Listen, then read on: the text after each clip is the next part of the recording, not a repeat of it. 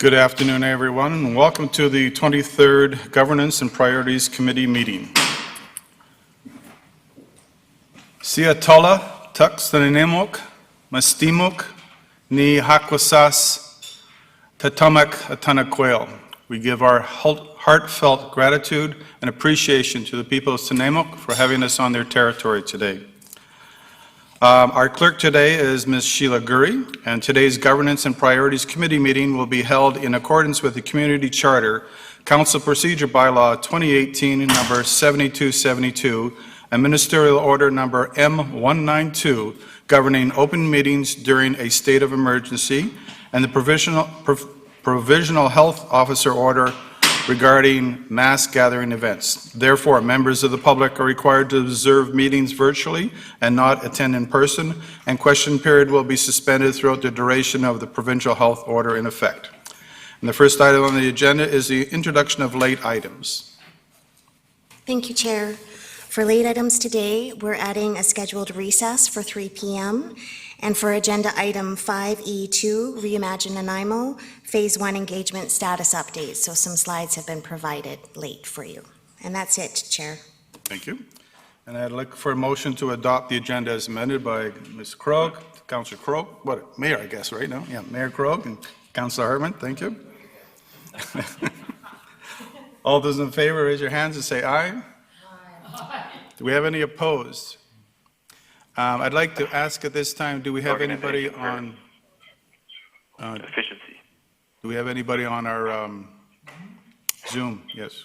Yes, Chair. So Councillors Brown and Hammond should be attending via Zoom. So if you could ask them if they're in favor and opposed, one at a time, that would be great. Councillor Hammonds, are you in favor of the motion? In favor. And Councillor Brown, are you in favor of the motion? In favor. Thank you. That passes. Now we can actually start.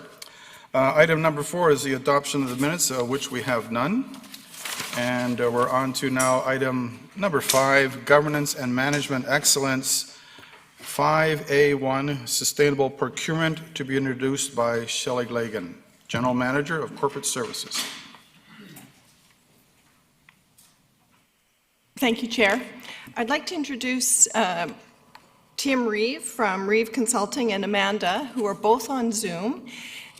They were here with us a couple of months ago with Phase 1 on the Sustainable Procurement Policy Project, and today they're here to present Stage 2 or Phase 2 for us. This is an information item. We're looking for input from each of you.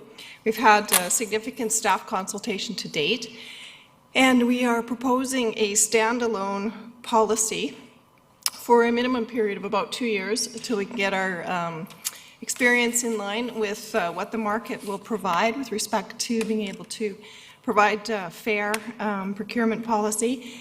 And this would then merge, hopefully, with our overall procurement policy, which we're updating and we'll be bringing back to Council early in 2021. So today's presentation will be run by Tim. Tim has a lot of questions for you. He's looking for your input, and that will inform the final policy which we plan to bring forward in early 2021.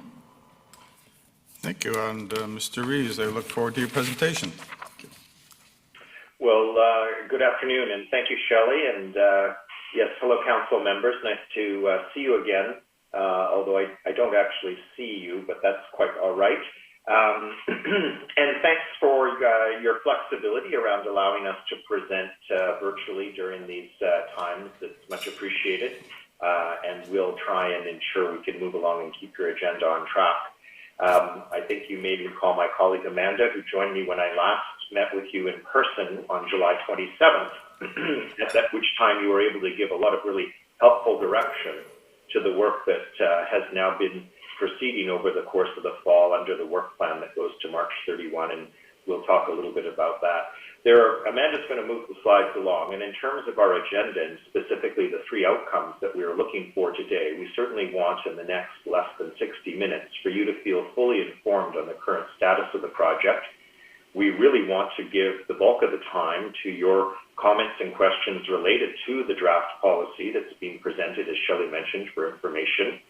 And with your direction, we hope to be able to finish our edits and staff consultation and bring something back early in the new year. And the third would be to get any other advice you may wish to offer us on the project and the work that's underway and is proceeding to the end of March with this phase of the work.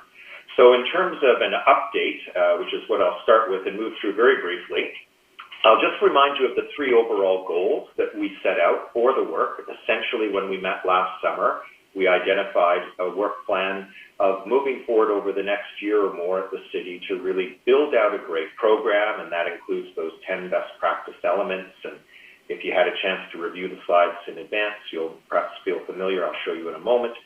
Secondly, would begin to actually start incorporating new green and social and local and related sustainability specifications into the decision-making on key contracts, that HIPPO list, and beyond as we get more practice. And as a result of those efforts and making better bids and getting suppliers that are more aligned with some of our sustainability objectives when the market can provide it, that we should then ipso facto be getting better green and social and ethical kinds of outcomes and impacts. And that, this is sort of a deliberate progression over a series of months to build a culture where we start to really see the procurement making a difference while still meeting our price, quality, and service and other functionality requirements.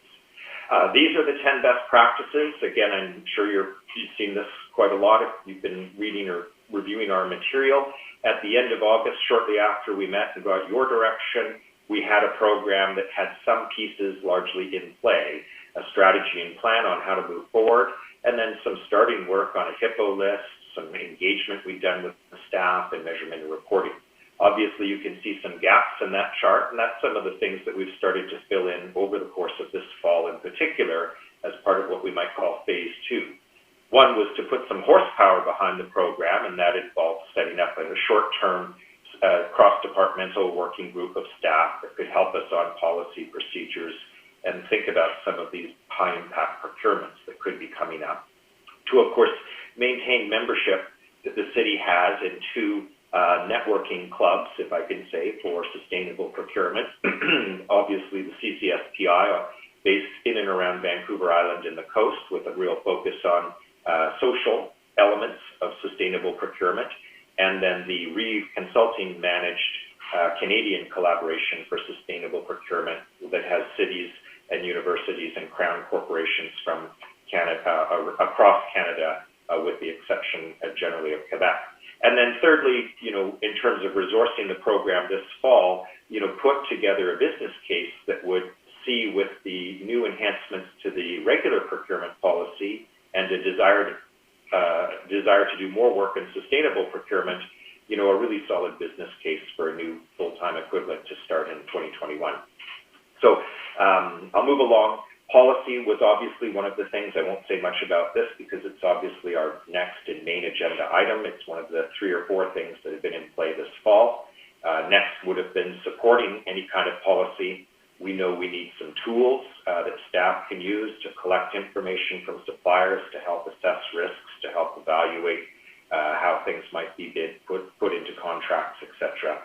We've been working on customizing some tools so when the policy is ready to be implemented, we have already tested out some ways to make it more effective. That flows into, obviously, some of the work on the HIPPOs. Where we can, we see from the shopping list that was identified in the summer, some opportunities to pilot any of our tools or to perhaps identify where sustainability might show up in future enhanced procedures related to procurement overall. These are some of the HIPPO categories that were pre-identified. Again, HIPPO is high-impact procurement opportunity, and these are product and service categories where we have already determined through conversations with staff that there might be, or likely could be, a significant risk or a significant opportunity, and therefore when these bids or contracts cycle through, we should give ourselves sufficient lead time to have a thorough think about, well, what sustainability should potentially show up if we were to put a bid or renegotiate a renewal with a contractor. So, and then of course, we've, with your help again in the summer, identified a few KPIs that could give us an insight in, is the program moving forward and is it more importantly, having some of our desired outcomes, what we have to do now is make sure that we could actually collect that information, and that Jane and Shelley and Laura and the others that are managing some of the financial systems, have some way to track some of the data that will give us that info. And so that's what we'll be looking at over the course of the winter as well. I think that then that will put us in a position by roughly March where we will have certainly a strategy and plan that we're working to as we speak. We hopefully will have brought back to you a revised policy that will have been, edited as advised for approval. We have our HIPPO list, and we continue to get ideas from staff as they come up. We hopefully will now piloted some tools, have got some strategies in place to resource the program going forward, and then continue to do some training and figure out a way at least to start measuring. There'll still be a few gaps. The supplier engagement we know is very important. We expect that'll come in the second half, certainly of 2021. And you can see on this slide what we imagine that second half of the year might look like, really building that culture through training and engagement, piloting and refining now that we have an approval through the policy to do this in a more formal and regular way. Are these tools working? Are they working at the right time? Are we getting the outcomes? Is this making it easier? And then, of course, beginning to speak more directly with some of our existing suppliers, or maybe even potential suppliers, to let them know that the city is paying more attention, even more attention to sustainability in its procurement, and that you will, as a bidder, likely see more things, or if you have innovative ideas, we're going to be perhaps even readier than we have been to be able to work that into the way we sole source to get 3 bids, etc. So that is intended to give a little bit of a layout of where we're headed. I think I'll just take a pause there to see if there's any questions or somebody wants to flag me on anything to give a further comment. And then I'll start with just a very short summary of the policy document you've received and maybe just highlight a few of the key things that we believe are in that document, and then we can get into your feedback. But I'll just take a pause here because that's a pretty quick summary of where we've come since we saw you in July and where we hope to be by the end of March. So if you have any questions about the big picture, let's do that now. Then we'll get into the policy in just a moment. Maybe you just give me the cue if you feel like Tim carry on. Any questions from anyone? I don't see any. Anybody online? Nope. In that case, I think you're okay to proceed. Thank you. Okay. Thank you very much. So in terms of the policy itself, as Shelley alluded to, or let me just say again, kind of a framing question, sorry, did I hear somebody say? No, you're Oh, okay. We do, of course, believe that sustainable procurement, and of course, really is a mechanism or a catalyst within the organization that can derive a variety of different objectives, both those strategic plan objectives as well as some of the green and sustainability objectives, and those are a few that were identified. So we really believe strongly that it's a foundational piece, and so it really makes sense to have a policy around sustainable procurement and to make that really a clear signal. In terms of how we define it, again, just a slight refresher, we're continuing to promote the idea that sustainable procurement is the broad term that would be used for this work and this overall program and even the overall policy, recognizing that within that broad sustainable term, we've got these different topics. The environmental, the social, and the ethical, and that they themselves have some subcomponents. So, for example, as we move forward, I just want to make sure you realize we're trying to be as holistic as we can. We would expect into the green pillar that when risks or opportunities were relevant, some of these SDGs from the United Nations, the Sustainable Development Goals, would show up potentially in that green pillar. And then moving along on the social side of it, some of these particular SDG goals might show up under that sustainable umbrella when these ones are relevant. And thirdly, under that ethical pillar, that these remaining SDGs could potentially show up if they were applicable to what we were buying. So we're constructing an overall program of sustainable procurement, knowing that there are many topics that could be within it, And in fact, you've even given us some advice midsummer around shortlisting further down to 8 or 9 topics that should be top of mind. Not to say we wouldn't look at other issues if they were really relevant, but at least for staff to begin with, this gives some focus to the work. So we have, and we'll come back to this when we ask you for some further comments and feedback, tried to shortlist. We also have constructed a policy which is giving direction in 2 key areas. One is certainly to be increasingly mindful of which sustainability risks, some of those 9, for example, should we be integrating into our bids so that our RFPs and our tender documents express, where it's relevant and practical, the most relevant green and social issues that could be at play, mandatory or desirable as the case may be. But in parallel, we would like to continue to dialogue both with the suppliers that we have now and those that we might work with in the future so that they're aware that this is an increasingly an important consideration, and we either would expect them to be responsive to our requests in the bids, or we would hope they might proactively begin to share their ideas with us under some structured way so we're not overwhelmed. But that there is this dual track of both working on the procurement transaction as well as engaging with that marketplace. I'll move along so that we have lots of time for your comments. We have very deliberately tried to separate the policy from the procedures and the tools. So you may find, as we did with staff, that there's some questions coming up as you read the policy document about, well, how will we actually do this? How will we make sure suppliers are giving us credible green information, or that we're doing these things in some of the lower half of page 1? Well, we certainly are building out, with help from Jane and Laura and the team, the procedures and tools that would fit into that once the policy piece is put in place. So there is that distinction, and I just highlighted. I know you see and approve lots of policies, so I just want to clarify, though, that that's the approach that I think is familiar with what you're doing. Moving along, then, there are really 6 key calls to action. If we think about the policy being the what we want the city or staff to do, there are really these following 6 things. And again, I'll move through these fairly quickly because you perhaps are following along or have read it already.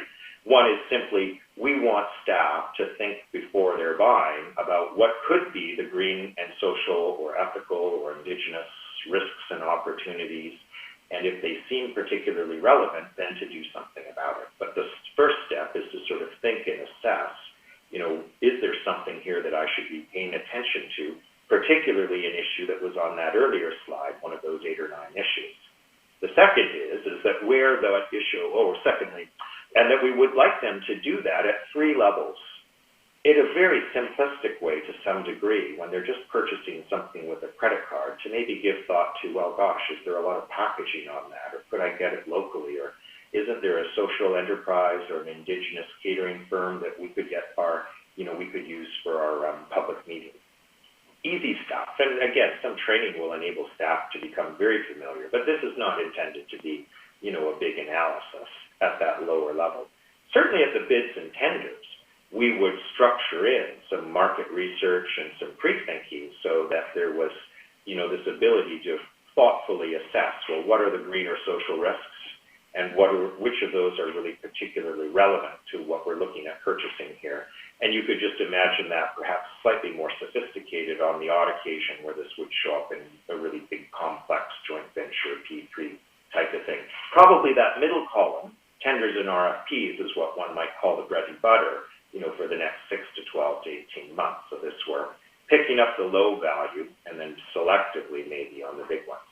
But again, the key point here is that we would ask people up front when they're about to approach a procurement to start thinking, more systematically about, well, what are the green and social risks?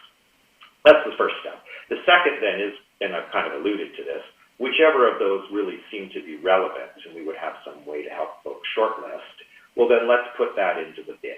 And let's not also, this is an important part, let's not include things that are not relevant. So if we're, buying a fire truck, then probably packaging, and waste reduction isn't really a relevant green issue. So let's not bother the suppliers with asking them questions about packaging and waste reduction when it's clearly not. We should obviously be asking about emissions water, things that could be more relevant to what we're buying. So that's the second thing, is to integrate the relevant and leave aside those that are not. The third is to at least give it enough weighting that it's meaningful. And so the sort of token 2 or 5% for sustainability or green out of the 100 points, that's really a baby step, and getting that sometimes maybe is the right thing to do. But we would hope over time, and there's not a set number, but that there would be a reasonable weighting, and that sometimes even the sustainability would be a mandatory requirement, because we would just know that we would not buy any photocopiers that were not at least minimally energy efficient. Or we might not do any printing that had toxic ink in it, and the sustainability is just a mandatory criteria, and everybody's bidding on the same thing at that point. But the key point is to give it some weight. And staff, with help from procurement, can figure out what's the right weighting. It shifts depending on what we're buying. The fourth thing is these first three are a bit, I forgot this slide here, is that, again, our concept is that sustainability is part of the decision making, and it's blended in some meaningful way, like more than 2 points, with price and quality and service and stuff like that. And, where it makes sense, it's a mandatory requirement, but we're not saying under this policy we're going to buy the greenest product every time, or we're always going to require the contractor to do some specialized hiring with their workforce. What we're saying is we're going to think about what we're buying under this procurement and which of these things seem to make sense, and how do we want to structure it in a way that is going to deliver this best value overall. So with those sort of first three calls to action being somewhat internally focused, the next call to action under the policy is to really speak about this with our suppliers. And those that we work with currently, of which there are many, many, many. However, the good news is that there are a fewer number that are some of the long-standing, most strategic suppliers to the organization, and they obviously provide a natural starting point, that kind of 80-20 Pareto principle. But also we want to, through low-effort mechanisms on the website or through some presentations to the chamber, or whatever the case may be, increasingly over the next year or two, socialize more of the suppliers to the idea that the city is doing more in this area of sustainable procurement. The fifth would be, to set some targets for ourselves, and for at least some of those targets to be public. I think that's good practice.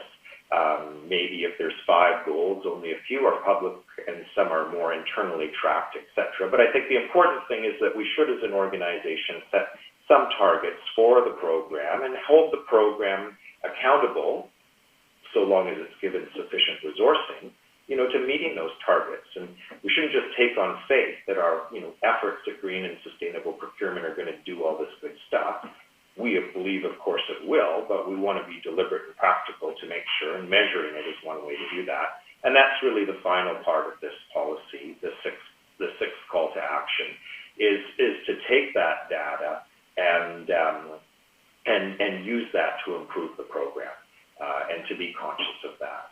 And so, to sum up to some degree here, the policy that's been written and that was presented to you in the package that went out in advance, in a nutshell, is asking, staff in the city to think about the green risks and opportunities, list those that are relevant, integrate them into the bid in some meaningful way, or the credit card purchase, in some meaningful way, talk about it with suppliers, set some goals and measure and improve on that.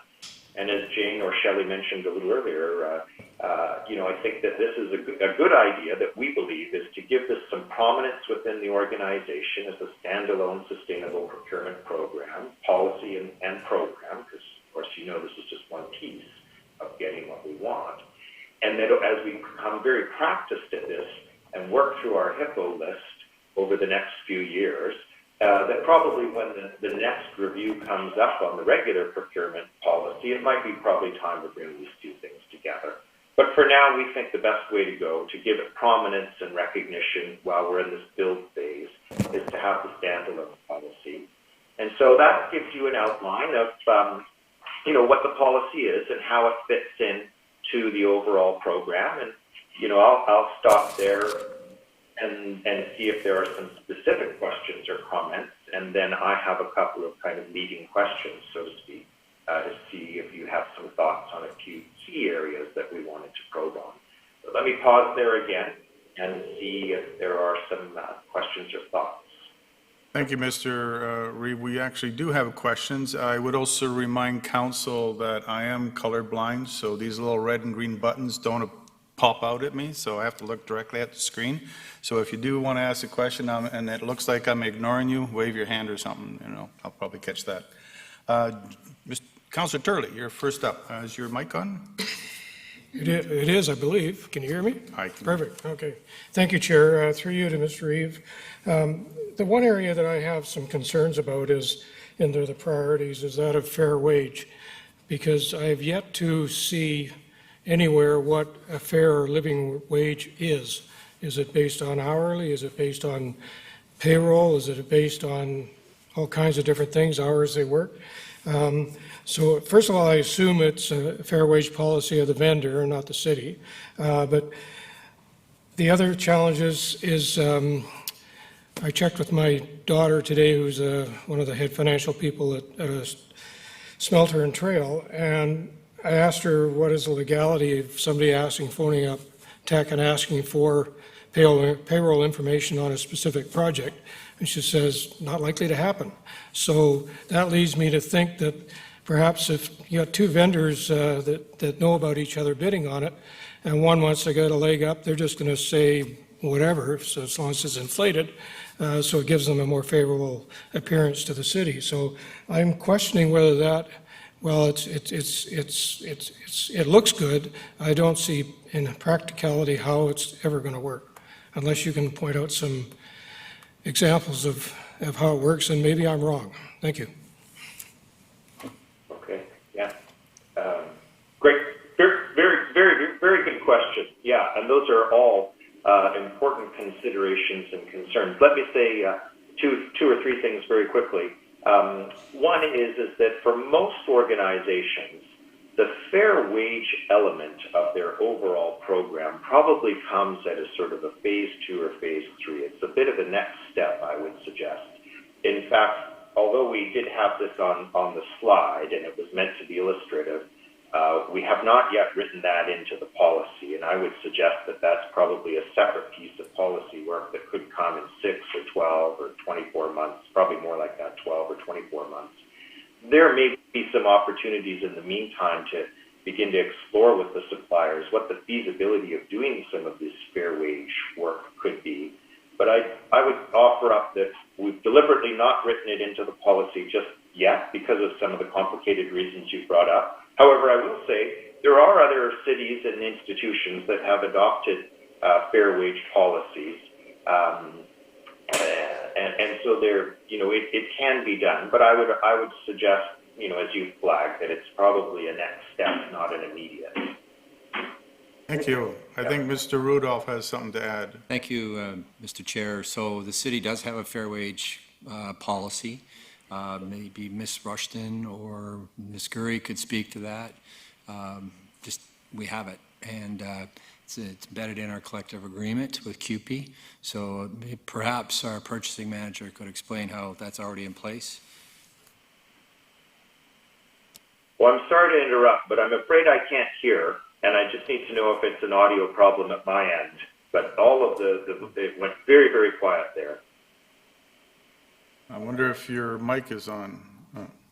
Were you able to hear me? No? I was able to hear. Excuse me while I get a booster speaker. One second. It sounds from my end that my mic is on. Jane, we'll You're give not you a hearing floor. it. Good afternoon, everyone. Through the chair. So I too was having trouble hearing Mr. Rudolph, but I do believe he was asking about the city's minimum wage policy. So in the collective agreement that is between the city and CUPE, we have in it a minimum rate of pay, which means basically if we have, and very simplistically, I'll say that, if we have a position within the city that we are contracting out for, and I will use a truck driver, for example. If we have a truck driver position within the city of Nanaimo, it is mandatory that the contractor pay that rate of pay as designated in the agreement to their employees that would be doing that same position. So it has that is the minimum rate of pay as it is between the city and the collective agreement. Follow up, Mr. Shirley? Come. On you. There we are. Now you're on. Okay. Yeah, I understand that, and that's where you're comparing jobs that could be done by city staff, snow plowing, for example, when you want to cover more area. What I'm referring to is supplies, which the city has no capacity to produce. I'm thinking of terms of engineering firms that are perhaps doing work for the city that the city doesn't have capacity to do, or doesn't have the capability of doing. And that's the area I think is concerning, so.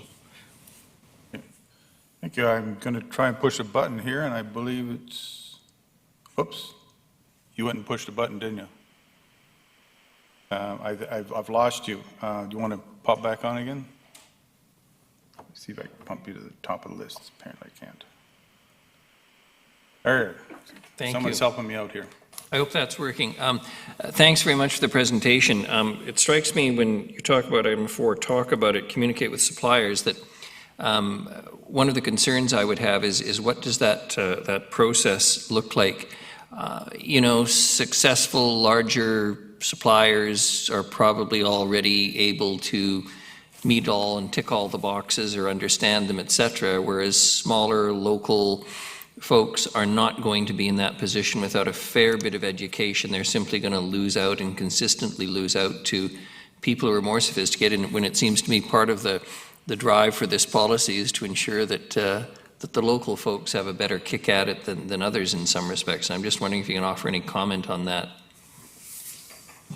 Yes, I can, and I think that what we would like to do is structure into the process on the bids that are the competitive bids, particularly, a sufficient amount of market research so that we have a better idea of what the range of small and large businesses can do, so that we can calibrate our ask, so that we're not unwittingly excluding small suppliers from being able to participate. So what we would hope is that our market research would give us, some information that would say, well, here's a reasonable thing that we can ask that, both large and a good deal of small suppliers could be expected to have within their current offering or stretch slightly.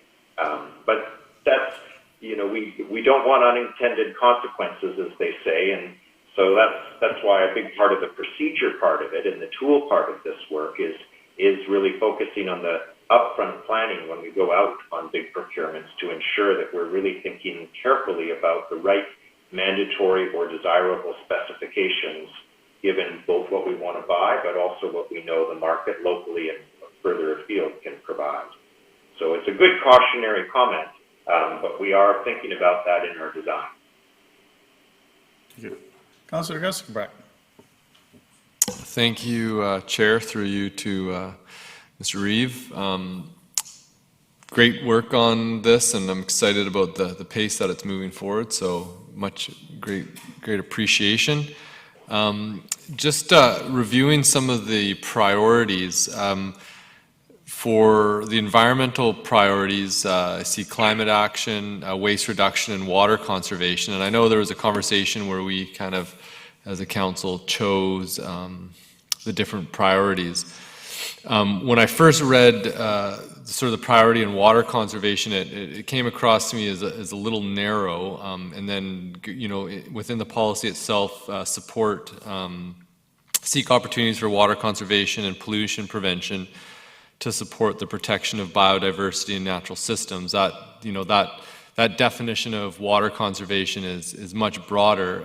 My question is, for each priority, what is provided to staff as a framework? Because depending on sort of the interpretation of each of these, waste reduction could be quite narrow, or if we're taking into account, ways that we can support the development of the circular economy, it becomes a lot more complex and nuanced. I'm just kind of curious about the frameworks behind these and how that's applied. Thanks. Yeah, great question. Thanks for asking it. It's a sort of favorite part of our work is this translation of the policy and the different priorities, like these 9, for example, translated into, well, how does that actually show up? So, once these 8 or 9 or 7 or 8 priorities are finalized in the form of policy, then that gets translated into some tools. And for everything that we might be buying, from uniforms to fire trucks to litter cleanup to engineering and design services, we would use a screening tool that would say, well, does water generally even show up as some risk or opportunity? And if so, then we would have a corresponding tool that would say, okay, well then, what are some of the things related to water that could be of high risk or high opportunity? So without getting into all the minutia, what we've done is we've created for staff to think about these different priorities within the context of what they're buying, and then be able to say, okay, if this is something that really shows up in a significant way as a risk or an opportunity, then I've got some secondary reference material that particularly help me understand what are the right kind of questions, or what requirements could we ask, and should those requirements be mandatory or just desirable? So that's where that translation takes place. Great. So thank you for that. And just to follow up here, so through you, like say for example, waste reduction, like just sort of the decision to call it waste reduction, or if we decide to call it zero waste, with zero waste, there's a very defined sort of decision-making hierarchy that could quite easily structure procurement decisions and provide quite clear direction on sort of evaluating. Is there any benefit of changing it from waste reduction to zero waste to link it to those things, or I'm just curious sort of what we choose there, how much is it going to affect downstream to the tools that are selected? Yeah, good. Okay, great point. So I would say little to zero impact on the tool. Meaning, and when I say that, I want you to feel confident. It means that we're really thinking about the tool as being quite inclusive in terms of the range of potential things, and how within some of ours hierarchy, to help staff make some decisions. If we changed in the policy waste reduction to zero waste, that would be absolutely fine. I personally would have no issue with it. I think that term is there because these were the terminology that aligned most closely with the terms the UN is using these days on their sustainable development goals. And so Amanda will flag me if I'm way off base on that. But I think that those maybe are the reasons we chose particular words or terms in some cases. But certainly zero waste is a great one. And if we should, in fact, choose terms that are most relevant to our Nanaimo audience, our staff and local community, and that should be the sort of terminal, or that we're already using around the city, or are already in some of our other green plans and strategies, so that all the stuff just feels more connected. At the end of the day, it still helps staff think through a process, really get to the core of waste reduction or zero waste or pollution prevention or whatever they're buying. What we call it up here, you guys can give us good guidance if we want to customize. Okay, can I? Want one more? Yeah, if it's possible. Quick one? Yeah, just with that, I think a consideration just in terms of sort of tying it into larger frameworks that are starting to be more commonly used sort of in the regional district, and like say with the regional district's zero waste policy and sort of the established hierarchy of higher best use that exists in that. I would consider maybe changing the waste reduction to zero waste. That's something that can be hashed out. And the other one with water conservation, I think maybe in terms of the policy document as a communication tool, it might be a little bit narrow in terms of what it's really talking about as sort of, one, protecting watersheds and water quality, and which is fundamental to support biodiversity in that. And so maybe pollution prevention would be a little bit more broader in terms of capturing the intention. Whether that's nitpicking at the utility of what the policy document is actually going to do, but that would just be feedback on my end as considering for water conservation, pollution prevention, and maybe pollution prevention and water conservation. But thank you. Okay, great. Before I we do go- think that you're right. This policy document is to a large degree a communication tool, and so the language in it, should try and connect as much as possible to the vernacular that we're already using for related and the how we're going to do it. That of course gets done in the procedures and tools. So this is helpful. Thank you. Thank you. Before I go on to Councillor Armstrong, Ms. Legan, I think you had something to add. Right, thanks, Tim, for your explanation, and through the chair to Councillor Gesselbrook. I totally agree with the priority having strong definitions, and I think that the policy could even be strengthened if we built in to the update in the review every X number of years, a revisit of the priority definition, because we are learning from science, and rate of change is increasing all the time, and I think it's something we need to stay on top of, for sure. I think it should reflect the strategic plan. So the language that we're using in our other communication documents within the city should be reflected in this document as well, and it should stay lockstep. So I think that the consistency of the sustainable procurement policy with our other documents is key. And if one is out of step, we need to make sure that they are in lockstep as we move forward on this policy early in the new year. Great, wonderful. Push a button and it worked. Councillor Armstrong. Thank you. My question goes similar to Councilor Burns, is how are you going to choose what is? Like, I was doing a lot of research on electric vehicles before I bought my last one, and when we look at our policy, they hit climate action, but they don't hit waste reduction. They're terrible for water conservation. Diversity, fair wage is terrible, health and safety terrible, labor standards terrible. So how do we choose what it is? It only hits one out of all of those, because right now there's lawsuits against Tesla, Google, Microsoft for all the issues that are coming out of the cobalt and lithium mining with the numerous deaths. It's all usually child labor.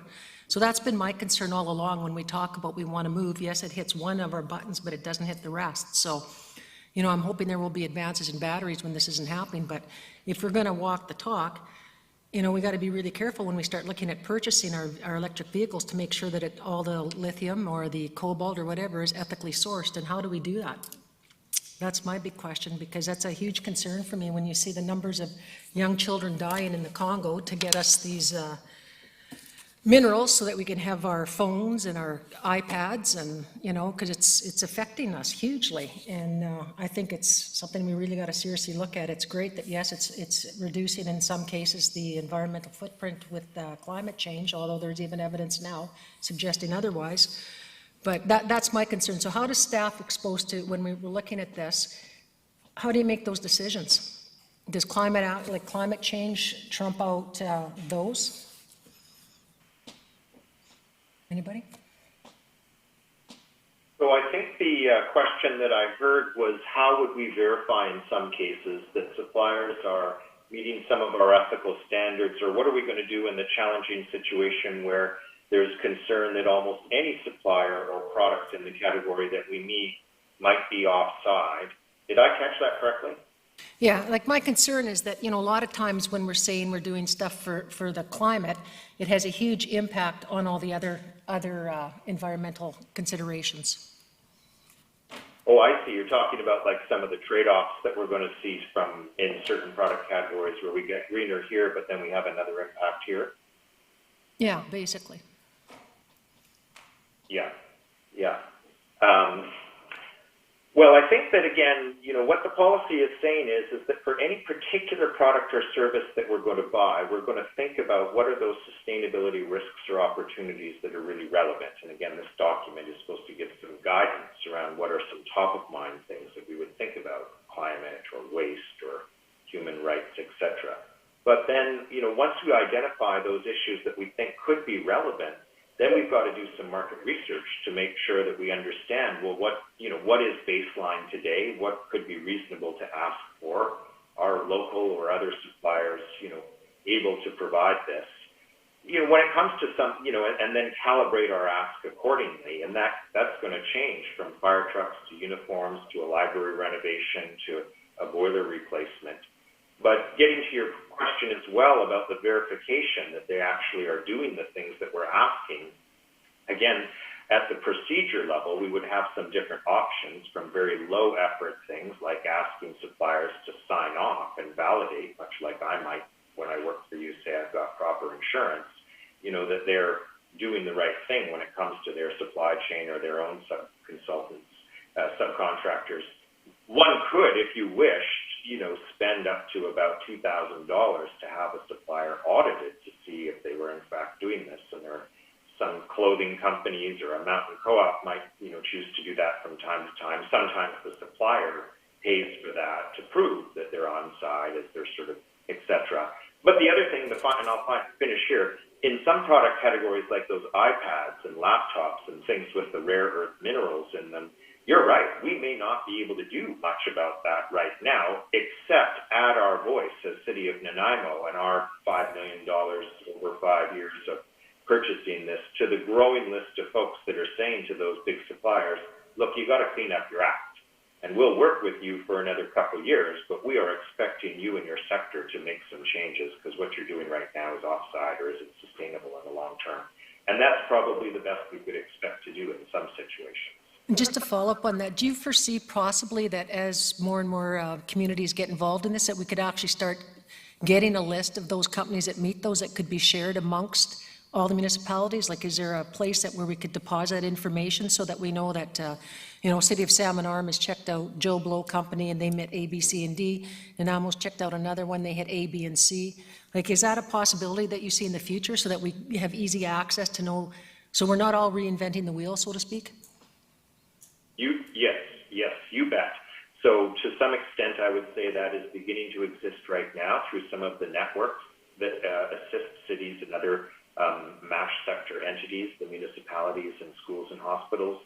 So like the Coastal Community Collaboration for Sustainable Procurement, that CCSPI initiative that Nanaimo has been a part of for a few years, that has some knowledge exchange, including, I believe, some form of supplier lists or references. The club that our firm Reeve operates with the Canadian cities and universities and crowns across the country is increasingly collecting more information on suppliers. And then the good news is that at that international level, there are now more databases around factories and suppliers that give ratings, and you can access them or subscribe to them. These are things that, as Nanaimo's program evolves over the next 1 to 2 to 3 years, and we are taking the long view on this, that we can access more of that. Those things will be more sophisticated than we may need in the first 6 to 12 months, but as the program grows and we need that kind of verification, or there's this opportunity to collaborate with others to drive the market, then we'll be able to tap into that. Thank So you. I think that sort of thing that you're speaking to will be imperative for this kind of work to be successful. Thank you. I have lots of faith in our staff. I know that they have lots of connections, and then I think Nanaimo's ahead of a lot of cities already, so I'm pretty sure it's going to work out, and I think it'll be great. Thank you. And before I You're go welcome. to, Thanks for that confidence. before I go to Councillor Martman, I believe Ms. Legan wanted to pop in again. Sure, thank you. So I can't resist the opportunity, Chair, to just address that the upstream and the downstream risks and opportunities will take some market research, and that research will require resources. And that's where we're a little bit concerned. We think that the policy will be very aspirational. Its pace of implementation and success of implementation will be very, very dependent on being able to resource our buying group in this area. And I think some of the comments made illustrate that we will need to be on top of it. We can't police it, so to speak, or audit necessarily, but we certainly can look at any downstream and upstream impacts of some of the strategies, directions, vendors, products, solutions that we're looking for through the procurement process. Thank you. Thank you. And next, Councillor Martman. Thank you. I know that the criteria like price, quality, and service, weighting can be determined case by case. And it does talk about the integration and evaluation of sustainable considerations for any procurement will be proportionate to the value, type of supplier, and the impact of the procurement. So I'm wondering, under our sustainable priorities, are those all considered equal, or are they weighted differently, perhaps depending on the supplier, or how does that work?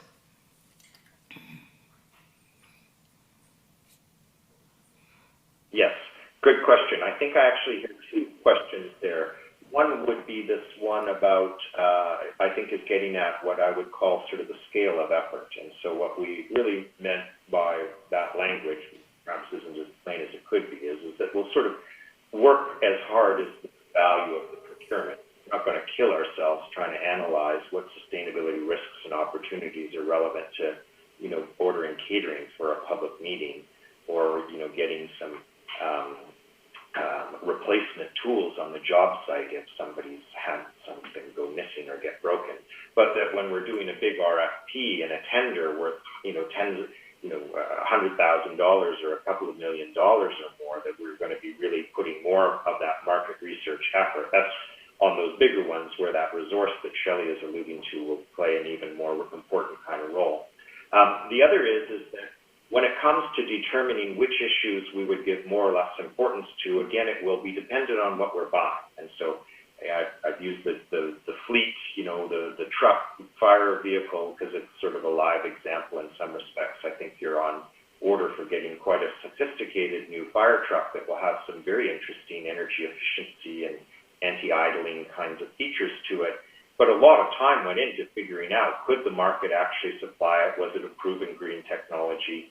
So depending on what we're buying, we'll know that either emissions or water or waste are likely to be the more or less important kind of issues.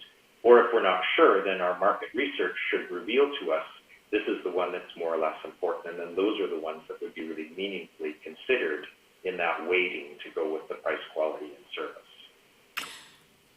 So if I may, does that help alleviate Mayor Krog's concerns about the larger firms that can tick off all the boxes? Is this somewhat subjective that you could say, well, supporting the local economy and a small local firm is more important to us than somebody that can tick all the boxes? Does it give us that flexibility?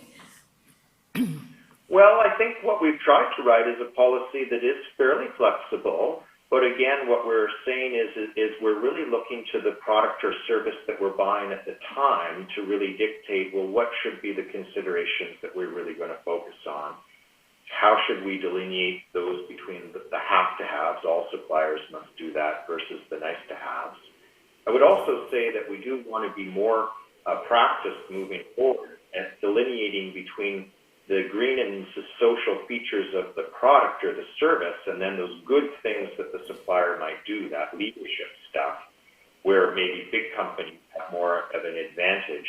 Our suggestion is to start off by putting more emphasis on what are the risks and opportunities of the product itself, the furniture, the vehicle, the litter pickup service, etc.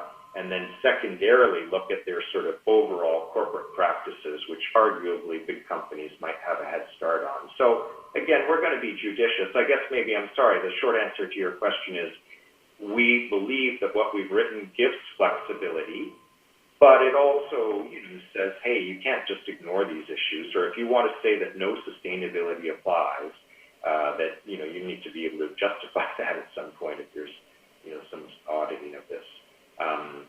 But I think that having a more flexible, quite frankly, I will say that the policy is going to be an important signal to staff and suppliers and maybe to some extent the community. Nanaimo is really serious about looking at where procurement can drive green and social priorities. But we know that in the next 2 to 3 years, as we build out a great program, there'll be a lot of trial and error, and we will adapt and customize. And we'll go from some small portion of our current spending really doing this to a larger and larger portion, again, under this sort of thoughtful approach. and that then, we'll get more sophisticated as we move along. And so then maybe down the road in 3 years, we can maybe be more stringent if we feel that's necessary. But I would really advocate for a city like Nanaimo's, where you have, I believe, a lot of good intent. You have high caliber people, that you should capitalize on the opportunity for goodwill around this to take us, a fair way down the 100-mile journey. And then we'll calibrate, in year 2 and see if we're really getting the impacts. And if we decide this needs to be ratcheted up in some way, we can do so when we're a bit more familiar with what really does and doesn't work. Thank you. Thank you for that. And I think next is Councillor Thorpe. Thank you, Chair. Yes, just following up on Councillor Markman's comment there, which I thought was a good one. I certainly support this proposed policy and the idea of sustainability. I think for me, though, it is very important that there is flexibility in this policy, and quite frankly, I think in many cases it would be very, very difficult to weigh all of the factors. So I don't envy the staff that will be doing that. And I was reading an article this past weekend that basically indicated that the longer the list of criteria involved in sustainability, the more potential there is for them canceling each other out. And I think Councillor Armstrong mentioned that. So it's a challenging course, but I think I'm hearing you say that this is just meant as something for our staff to keep in mind as something that council values, so that when they make their decisions, they take sustainability into account, not forgetting that this is only one component of what they're examining. And I think we need to remember that quality and service and, heaven forbid, price is also extremely important when those decisions are made, because we have to be economically responsible. So I support the policy, and as long as it's a tool for staff to keep in the back of their minds and use their best judgment, then I think that's probably the best we can come up with. And I don't know if you have any comment on those remarks. Yes, well, 3 comments. 1 would say thank you. 2 would be, I think you've really clearly articulated really the spirit and intent of what the policy is asking. And the 3rd, with respect to measuring all the different criteria on that long list, I really agree. In fact, it is one of the reasons why our firm believes very strongly in trying to help organizations focus in on those few green issues or few social issues that seem most relevant, because they really show up in Nanaimo or the community, or they're already written into your sustainability strategies or your corporate plans. And this slide on the screen at the there with the check marks and the issues, like in some ways, job 1 is just to help staff figure out what's not relevant. Like, just let's get that off the table so we don't have to be even distracted by those sustainability issues, because they just don't really show up in any meaningful way. And now we're hopefully down to 2 or 3 or 4, and then with our market research, we can determine, well, which of those really should be part of this particular bid, because we're buying uniforms, and then now we're buying furniture another time, and another time we're getting the community planning services, and of course it shifts every time. So thanks for the way you explained that. That's a little more succinct than me, and we'll use that, I think. Thank you very much. Thank you for that. Councillor Brown or Councillor Hammonds, do you have any questions? No, thank you, Chair. Well, thanks, Chair. Okay, I do have a couple. I'm cognizant of our time here, and it's a good thing that we don't have that Councillor Bonner over there on the side asking a bunch of questions. But my thing I think is missing from this policy is it all boils down to the subjective concept of our values for environmental, social, and ethical, and those change as public opinion changes. So I'm wondering, how do we, as you outlined in number 3, give things weight on the environmental, social, and ethical policies, and at the same time include the public consultation and engagement to figure out what those values are?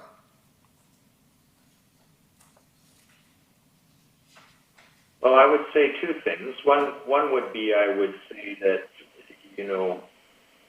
we would like to, what we would hope under this current policy as it's currently written is that there would be a recognition that for anything that we might buy, that the call to action is to now think about how sustainability could show up in that purchase. Either the product or the service category or the threshold, low value bids, great complex ones. And that the first thing that we want people to do is to just recognize that, as much like I need to think about quality and much as I need to be considerate of price, I need to now at least think about, sustainability. In terms of which issues we can choose, again, we think that the policy should help select a few that we would be considered sort of top of mind, or you must at least think if these ones could or might be relevant. And those are these 8 or 9 that are suggested.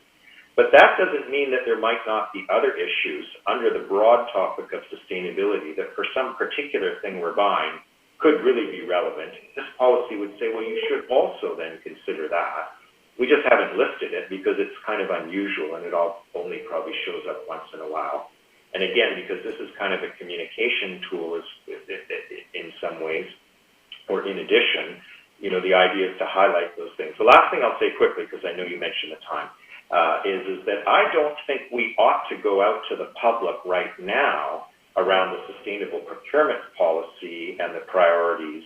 I think we know already from our dialogue with staff, your review of your current strategies, and you folks as council members in helping us further refine this, what are the right ones to highlight in here right now? I'd say through some bigger Nanaimo consultation exercise, you may collect information from the public about sort of broad sustainability goals and objectives that could apply to all kinds of things the city might do from an operational or community perspective. But that, I think, is a different, bigger thing. And, this is good enough for now. Like the idea is to move, and we're not suggesting for a moment that staff don't do anything, but we want to normalize that on all procurements, we'll think at least at the appropriate level of spending, start to think about this more and more with a focus on these particular issues, and we'll get more practiced at making it more complex or sophisticated as we do this over the next few years. I hope that makes sense. Sort of, yeah. Something we'll have a conversation later on. I understand you have a couple more slides in your presentation, or did?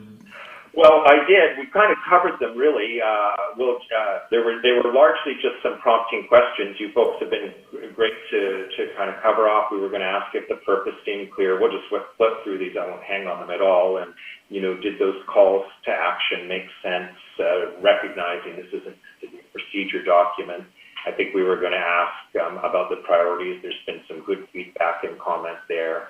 And another prompting question, I think, was or just sharing with you that our next steps would be to refine the policy with further input that we're getting today to bring something forward in January, and that while we're doing this refinement on the policy, we'll concurrently continue to work on those tools and procedures so they're ready when the policy comes in, as well as continue to forecast those upcoming procurements so that when we're all ready to go, that there's a big contract that's available. We can apply whatever work we've brought forward to that contract, because sometimes they last for 3 or 5 years, so it'd be a pity to see it go by without at least applying the best of what we've got right now to it.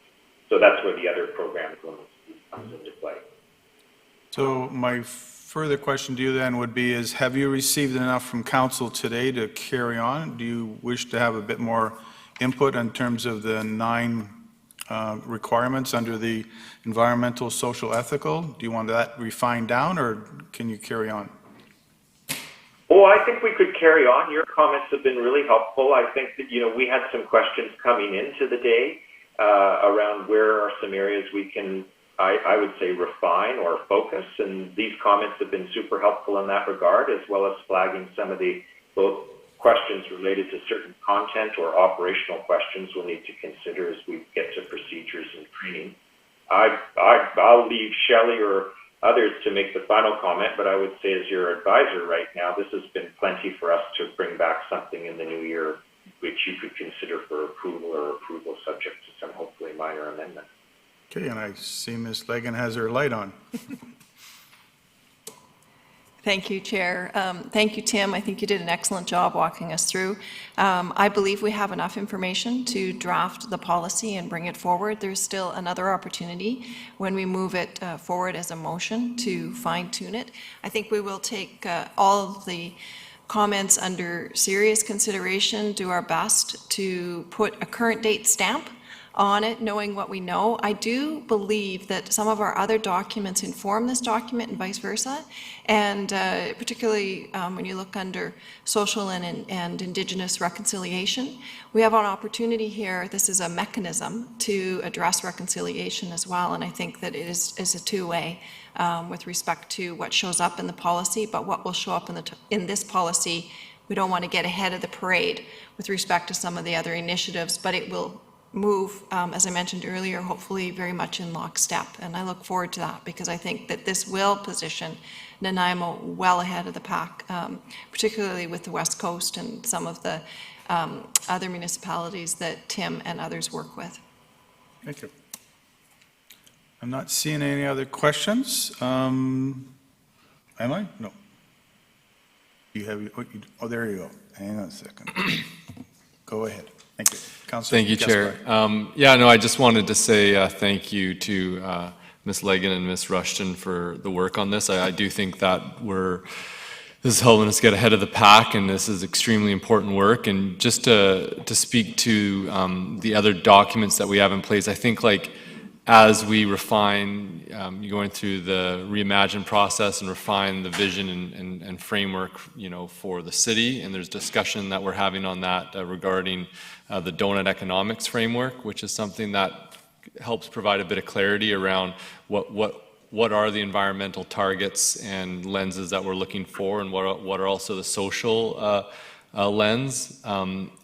And I think also, within the work of the Environment Committee and the Health and Housing, there's going to be some strategic direction there that this policy can help effectuate and reflect as well. So I really appreciate the perspective that's being taken on this, and thanks so much for this really important work. And I'd like to thank you both for your presentation. I think you're free to go now. We're going to carry on with our next item on the agenda. Okay, well, thank you very much for your support and input, and we look forward to speaking with you again shortly. Great. Thanks very All much. right, we'll Okay. sign off. Bye. Thanks.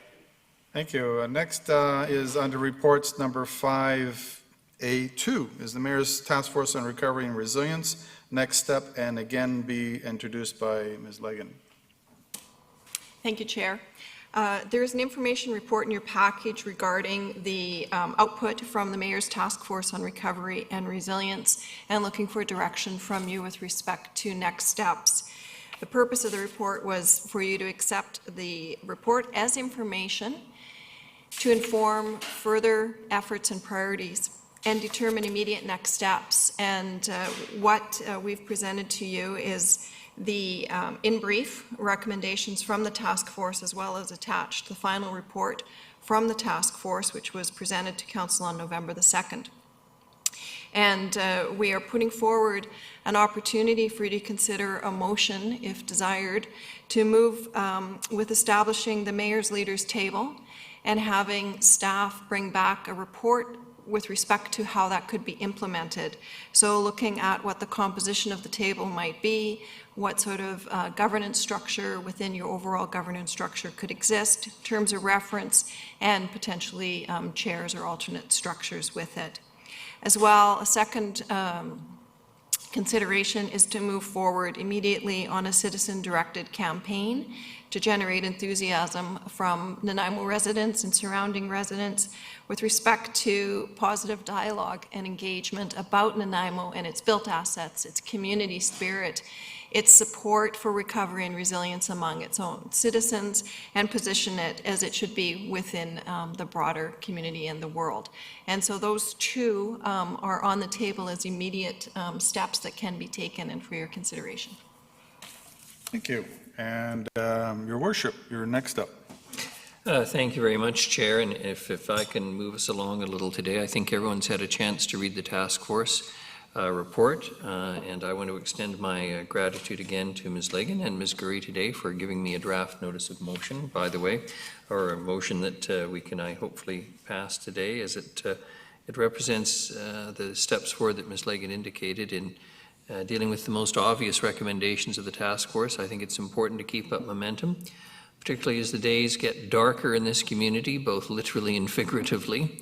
And as the COVID restrictions become even more restrictive in how we operate, people need something positive. So if I may, I'm going to move that Council direct staff to prepare for approval an implementation plan to establish a mayor's leaders table. And that plan should address at a minimum recommended composition of the table, alternate chairs, terms of reference, and general positioning within the overall governance framework. Further, that Council direct staff to develop an overall plan for a citizen-directed City of Nanaimo community building and reputation strengthening campaign to generate enthusiasm for all citizens, to assist in resilience and recovery through positive dialogue and engagement with each other and the world. Thank you. Motion seconded by Councillor Martman. Do you wish to speak to it anymore? No, except to say this, Chair, and thank you, that I am, again, immensely grateful to all of those who served on the task force, all those who made contributions, and I'm also very conscious of the fact that a number of people made submissions or provided information, suggestions, advice, who may not have seen their exact language or suggestion reflected in the document, which literally has to be reasonable, as I think someone pointed out in our previous presentation. When the list becomes so long, you don't know what the criteria are, and I think the task force was conscious of that. So having said that, I would hope that this would receive council support. Thank you. Thank you. And speaking of long lists, we have one. So Councillor Martman, you're next. Thank you. Thank you. I definitely support the motion, and I thank everybody who's participated in this task force and the action items we have come up with. On the Nanaimo Leaders Table, I just wondered if we can be a little, and it's just direction in a way, but when we say others, we talk about culture, but we didn't say arts and culture specifically. And I'm really hoping that at the leaders table, we will have someone who's a voice for arts and culture in our city, because it's definitely an economic driver. Thank you. Thank you. And before I go on to Councillor Armstrong, if it's possible to have the motion on the screen so that we could see it in its entirety. It was a big one. Unfortunately, Chair, we have it in an email, and that's not available on this screen here that can show up there. I could read it out to you again, or we could read it out at any time again. Okay, we'll wait and carry on until with the vote anyway. Thank you. Councillor Armstrong. Yeah, I'm very supportive of the motion, and I really hope that we can do something to help the small businesses, because, I'm seeing more of them shutting down daily. So thank you to all those that did the work, and I look forward to results. Thank you. And Councillor Turley.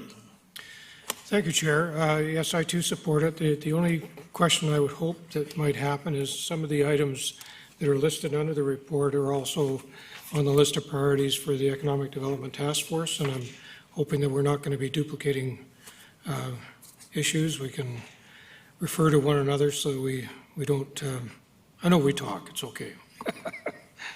Anyway, that we're able to work together as opposed to separate silos. Thank you. Thank you, Councillor Turley. I think it would be augmenting and building upon would be the best thing. I have somebody in here called Zoom, so we have a Zoomer ready to go. That seems to have disappeared. Hi, Chair. As your Zoomer, I just want to say I'm supportive of the motion. I am aware, though, of capacity issues, and recognizing that setting up a leadership table is something that the Health and Housing Task Force is working towards as well. And growing from Jim's comment about the overlap, I just want to ensure that we are aware of the capacity of leaders in our community to support city initiatives.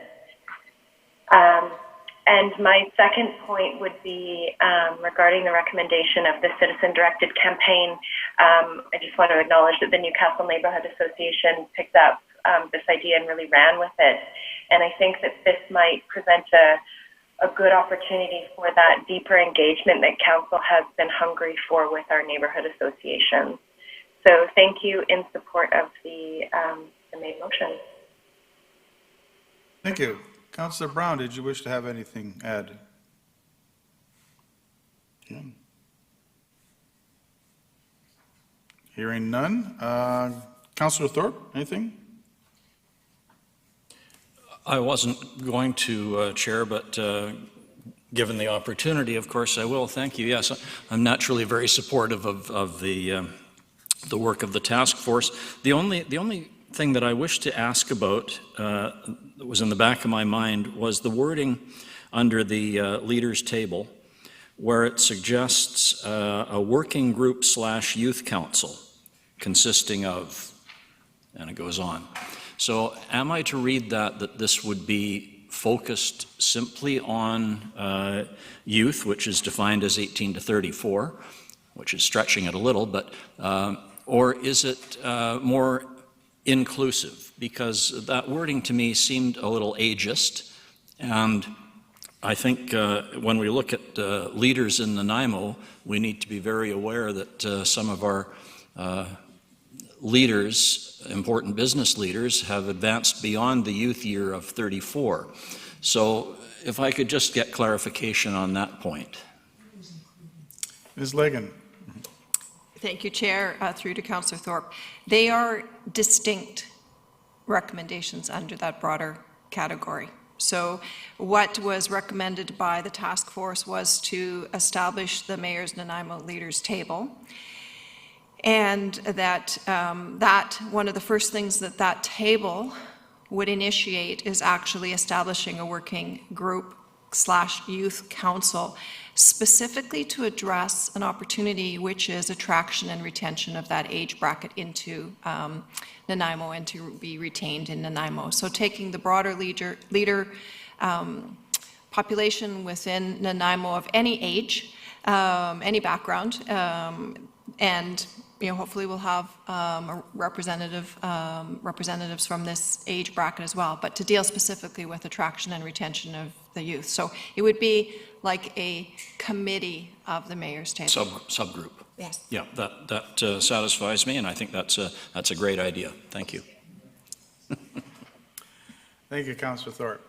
Any other questions? I would, at this point, then also say I'm very much in favor of the motion, but to Councillor Turley's and Councillor Hammond's points, I think what this does tell us is that even though we are a large city, we're not that large, and that many of the things that we're looking at working on, and including the Health and Housing Task Force, the Economic Development, and this task force, all relate to is that we all know each other, and we come from a small pool, and I think that we need to make sure that not only are we not duplicating things, but we're making sure that we're all talking to each other on a consistently and regular basis so that we're all working together on this.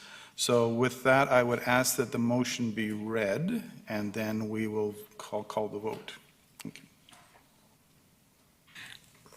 Okay, the motion on the floor is that council directs staff to prepare for approval an implementation plan to establish a mayor's leaders table. The plan should address at a minimum recommended composition of the table, alternate chairs, terms of reference, and general positioning within the overall governance framework. Further, council directs staff to develop an overall plan for a citizen-directed City of Nanaimo community building and reputation strengthening campaign to generate enthusiasm from all citizens to assist in resilience and recovery through positive dialogue and engagement with each other and the world. Thank you. So I will call the question. All those in favor, raise your hand. Councillor Hammonds, where do you vote?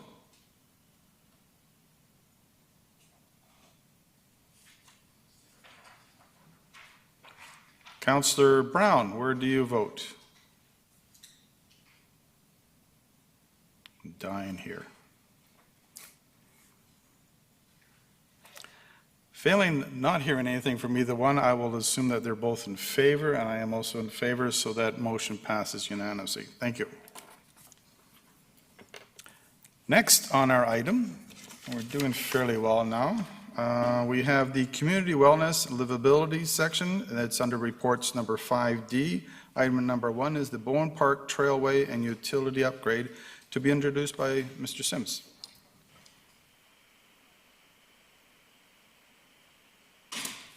Thank you, Mr. Chair. I'll very quickly pass this over to Mr. Lang, who will go through the presentation that you have before you today. This is really intended to be a kickoff for our public engagement on this particular project.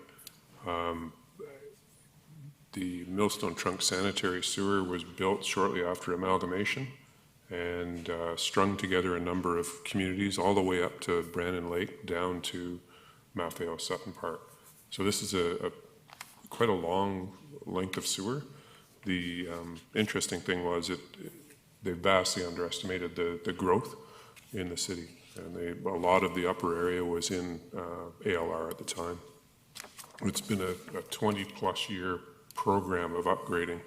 So the intent really today is to as I said, to kick off the public engagement piece by having council be aware of the project, but also to demonstrate as part of your upcoming budget deliberations some of the major utility works that we're working on an ongoing basis. This project is intended really to improve capacity to allow for continued development and growth, but also to improve resilience for one of our core pieces of infrastructure. And as you know, to exploit the opportunity while we're upgrading the infrastructure to also tie into some of our active transportation infrastructure as well. So I'll turn it over to Mr. Lang. I'll be happy to provide questions or comment. So thank you very much for the introduction, Mr. Sims. Thank you, Mr. Chair, and good afternoon, Mayor and Council. So I certainly appreciate the time today to provide you with some information on this rather significant project that currently is in the design stage and is budgeted and scheduled for construction next summer and fall of 2021. So the Bowen Trailway and Utility Upgrade Project includes two main components. We have a trunk sewer utility that is reaching the end of its service life and requires a capacity upgrade so that we can sustainably support growth. And we also have an existing multi-use path that is deteriorating in many places and not only needs to be replaced, but we have the opportunity here to optimize this with respect to active transportation. So the presentation I'm giving today is about 10 minutes in length. It's intended to be a general overview of the project, touching on the existing Millstone trunk sewer, the capacity upgrades that we've completed to date, specifically looking at that utility and the trailway upgrades within Bowen Park, commenting on some environmental and operational considerations of the project, and then finally talking about the scope of public consultation. So some quick background on the Millstone trunk sanitary sewer. Before I get too deep into this, there is a figure on the next slide that kind of spatially postures some of this information and gives you a little better idea of where this is located. So the Millstone trunk was built in two phases between 1976 and 1977. It extends from Brannan Lake all the way down to Nanaimo Harbor, Pearson Bridge, Maffeo Sutton Park, and is about 12 kilometers in length. It services central Nanaimo and services about 40% of the city, so the city's biggest trunk sanitary sewer asset. So in the early 1990s, it was discovered and determined that the peak flow conditions in the sewer were starting to reach the capacity, and planning began at that stage to address level of service. That started in kind of the late 1990s, and from then, the city's been progressively upgrading the highest priority sections. So this map here, the yellow line shows the sewer drainage area or the sewer catchment area for the Millstone trunk sewer, with the Millstone trunk itself being shown with the black line there. So true to its name, it essentially follows the Millstone River from Brannan Lake down to Nanaimo Harbor. The first upgrade was completed in 1999, which included pipe bursting of about 4 kilometers of pipe from Brandon Lake to Maxey Road. Interesting note is that Mr. Sims was actually involved in the project management side for the city during the design and construction phases of this work. In 2011 and 2012, when Bowen Road was widened and the Quarterway Bridge was upgraded, there was a small pre-build section completed there. 2 additional sections in 2016 on Wellington Road and Maxey Road. 2017, a rather challenging section through Buttertubs Drive and adjacent to Buttertubs Marsh was done with some fairly deep locations and groundwater concerns. And this summer, we completed an 800-meter section through the Pride Vista Golf Course. So looking forward to next year, there's 3 more sections on the books to be completed. In March and April, you'll find us out on Comox Road completing a short section of the Millstone trunk there under the railway. And that leaves a short section under Pearson Bridge and a more challenging section through Bowen Park. And that's the section of the Millstone trunk that's part of the utility upgrade in the project that I'm speaking about today.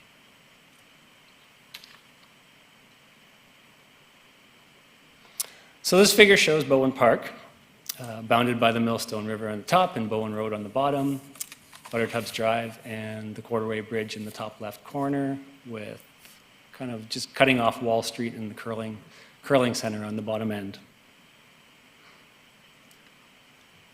The existing trunk sewer flows from west to east, comes down Buttertubs Drive, crosses Bowen Road along next to the West Sports Field there, and for the majority of its alignment through the park, it follows an existing asphalt trail that exists along the south slope of the park. So the section that requires upgrading through here is approximately 1 kilometer in length and is between those 2 black dots. The pipe needs to be upsized from 600 millimeters in diameter to 900 millimeters in diameter, so 3 foot, a fairly significant size pipe. And for most of its alignment, it's below this existing trail. So in the top corner there, you can see kind of a standard cross-section of what that trail looks like through the park. One of the points I wanted to just touch on but not get too deep into at this point is generally for infrastructure upgrades like this that are major, we look at alternate alignments and alternate technologies that are based on criteria such as the environment, cost obviously, geotechnical considerations, transportation impacts, a multitude of items. During the functional planning stage for this upgrade, we looked at a number of different alignments and technologies, and after everything was evaluated, the preferred alternative was to replace the trunk sewer along the existing alignment through the park using very short, controlled sections of open cut replacement. So once it was confirmed that that was the location of the sewer to be upgraded, we took a look at the trail upgrades. So following our design guidelines, the first item was to widen that trail from 3 meters to 4 meters. And this would provide just additional width for better safety and to support some higher volumes of users that would be expected. The additional width also ensures accessibility for a variety of transportation users. So in addition to improving and replacing that trail, I think one of the biggest values from the active transportation aspect is the connections that will be formalized to either existing transportation facilities or future. So to comment, there's 3 specific connections that this Trailway upgrade would formalize. Starting in the top left corner there, the trail will be continued through that parking lot just by the West Sports Field and connect to the multi-use trail along the side of the sports field. That would allow pedestrians and cyclists to cross Bowen Road and utilize the multi-use path on Buttertubs Drive, which would eventually link up to the off-Bowen bikeway in the future. Another very significant connection would be formalizing the connection to across Lenhart Bridge, up Lenhart, which would then folks would then be able to utilize the cycling infrastructure that's in place along town site and Boundary Crescent into the hospital area, as well as some of the future improvements in Beaufort Park. The last one down in the bottom corner there at Howard Avenue, as that trail comes down through the disc golf course there, you can see it kind of dead ends at the entrance and doesn't really give users a safe and functional place to go. So at this end of the upgrade, the Trailway will be upgraded with a crossing across the entrance and connected down to Howard Ave at Bowen Road there, where we've got transit stops eastbound, westbound, got cycling infrastructure, as well as pedestrian facilities.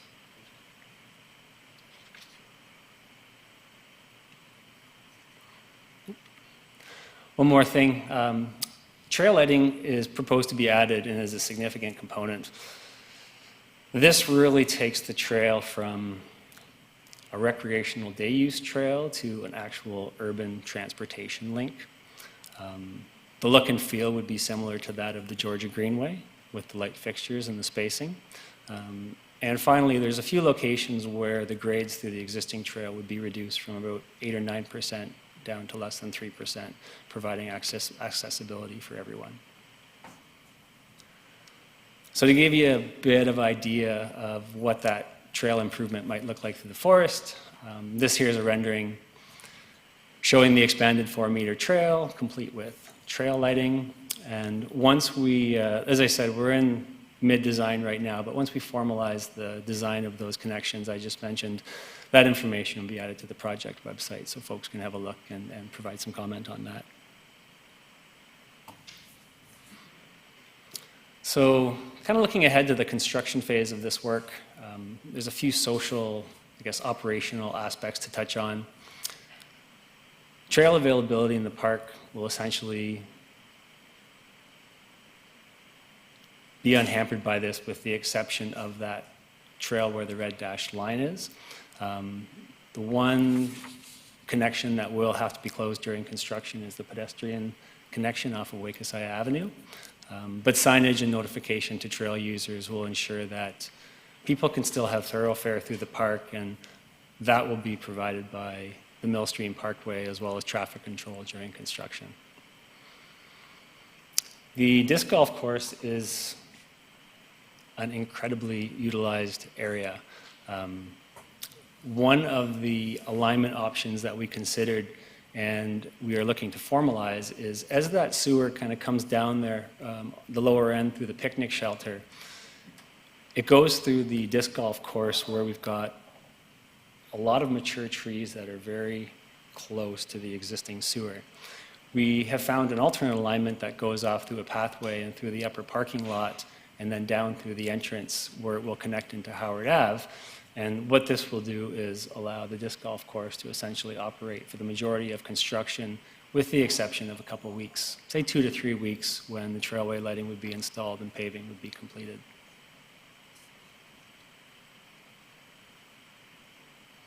The Bowen Center and the West Sports Field, again, would be largely unaffected by this. The north parking lot by the Bowen Sports Field and the upper parking lot by the Bowen Center would be utilized for contractor equipment and some material laydown. And last, seismic stability. This is kind of a, I guess it's an operational item, but I had to squeeze it in somewhere in the presentation. One really unique portion of this trailway is, I call it kind of the mid-trail valley location. You know, as you go from west to east, you know, the slope grades really steepen up there to the point where that slope is moving, and as evidenced by the existing trailway, the retaining wall there is failing, and every year the asphalt just gets a little farther apart, and every year we just put a little more asphalt on it. So the trailway itself needs to be stabilized through there. Additionally, when we were looking at the seismic stability of our existing pipe, given our seismic design guidelines and the event that it needs to be stable for, it is actually currently in a zone of seismic damage, so that if we get enough of a seismic ground acceleration, that slope could let go and cause some fairly catastrophic conditions. So what we've proposed in this design is to actually build out a lower bank kind of below the existing trail So occupy a bit of that valley space and construct just a mass stabilized earth wall. And what that would do is that would provide the seismic resilience for our new sewer pipe, as well as stabilization for the trailway. And there's just another photo there where you can see we're starting to actually lose a little bit of the guardrail and the fence. Tree preservation on this project, from the start, we knew was going to be absolutely paramount to consider, not only through design, but in construction. We surveyed about a 10-meter swath on either side of the trail and did a very, very detailed inventory of the trees through there, identifying their species, their condition, and their size. The initial alignment, we used a few extra manholes and used the tolerance within the pipe joints to really find an alignment that minimized the impact to trees and their roots. Following this, we had a walk with the project arborist, our city arborist, as well as the horticultural supervisor for parks. And this kind of three-deep team of subject matter experts really was able to give us some good information and more or less confirm our estimation of what the impacts would be from the trenching for this new sewer. What we ended up doing was, based on the tree diameter size and then the distance of that tree to the trench where the sewer would be constructed, came up with this rating scale, essentially green, yellow, orange, and red. The green and yellow trees, essentially no impact. Orange ones require a little further investigation, so we're actually going to head back out in December and air excavate some of the roots to confirm whether or not they would be significantly impacted. And of course, there would be a handful of trees to be removed. So at this point, we're heading back out again this week, but we're on the cusp of finalizing what the number of trees are. I'm a bit hesitant to say any specific numbers, but I'm confident enough to give you a realm of 12 trees to be removed, and there's another 6 or 7 trees to be evaluated. One noteworthy point is that 6 of those trees to be removed are in that section where we need to move off of the existing trail on the steep slope and build down into the embankment to stabilize both the sewer and the trail for the future use. So once that's confirmed, we will add that information to the project website. Tree removal permit would be completed, and then removals would be done in late January and early February prior to bird nesting season. It's expected that, again, don't hold me to these numbers, but 60 to 70 replacement trees would be required due to the removals, and park staff has identified a number of candidate locations in the park that these could be planted. There's also a really good opportunity to do a restoration of that steep slope mid-trail area. Right now it's overgrown with ivy, so we would, as a bit of a viewpoint there off the trail, we're discussing doing some restoration work, invasive species removal, and then replanting with native species and trees.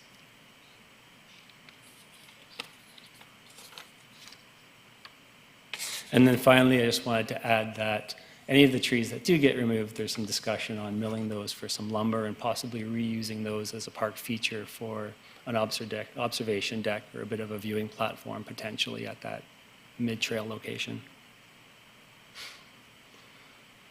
So finishing off with the public information and the consultation realm, as Mr. Sims mentioned, that really does start today with this presentation to Mayor and Council.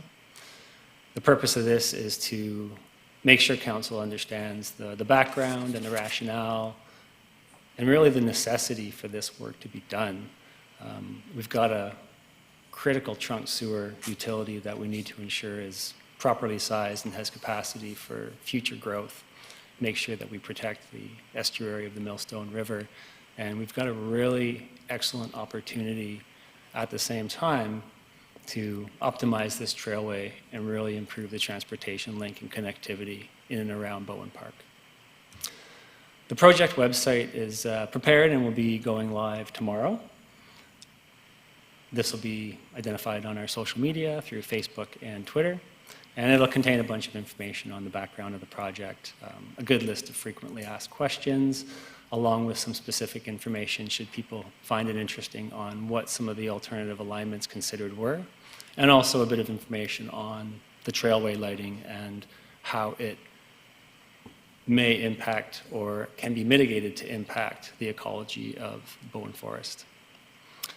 Between now and the end of the year, I'll be reaching out to several neighborhood groups that are proximate to Bowen Park.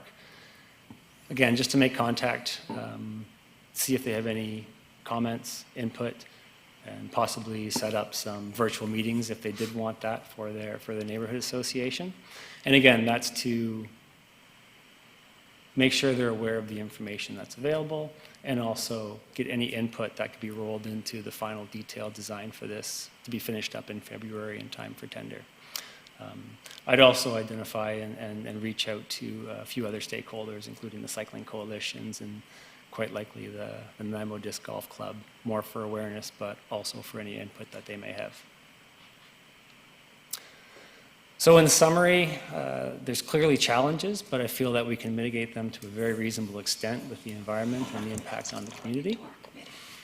Tree preservation is taken care of through multiple alignment considerations, as well as construction methods that are going to be incorporated into the tender for the contractor to do this work. Seismic performance upgrade of the existing section will be included, as well as stabilization of the trail. Tree planting and restoration will offset the tree removals that are required to do this work. And the Trailway upgrades are expected to significantly improve utilization, not just to make that existing trailway a little bit wider and more enjoyable during the day, but to start having it used as an actual transportation link to increase those pedestrian and those cycling trips. So finally, this work is expected to be tendered in February of next year and then completed between May to September over a period of about 5 months in 2021.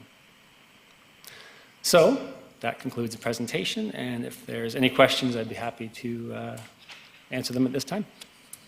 Thank you, Mr. Lang. We certainly do have questions. I'll start off with the Councillor Armstrong. Thank you. Whoops, sorry.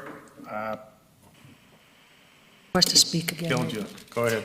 I was just hoping that you could bring this to the Accessibility and Diversity Committee, because they had some really good ideas on how to change some designs before. So if that's possible, that would be great.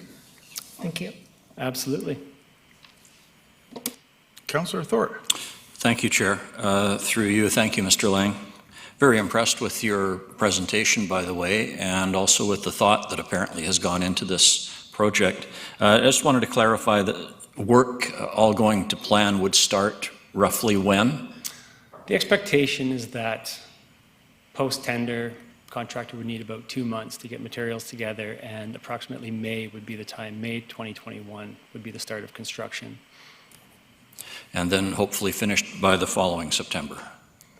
Hopefully finished between September and October of that same year, yeah. Right, thank you. So, no, I'm really quite excited about this. Obviously, the infrastructure is crucial and has to be replaced. We've got to do this. And there's going to be some short-term pain, but a lot of long-term gain with taking the opportunity to improve the trailway, which in certain places I would suggest is almost getting to the point of being unsafe right now. So I think this is a great opportunity. I like the idea of the viewing platform along the mid-trail area. And I'm just really pleased that apparently Mr. Sims and Mr. Harding are working cooperatively on this project. That's a great sign. So, no, thank you very much. It looks really good. Thank you very much.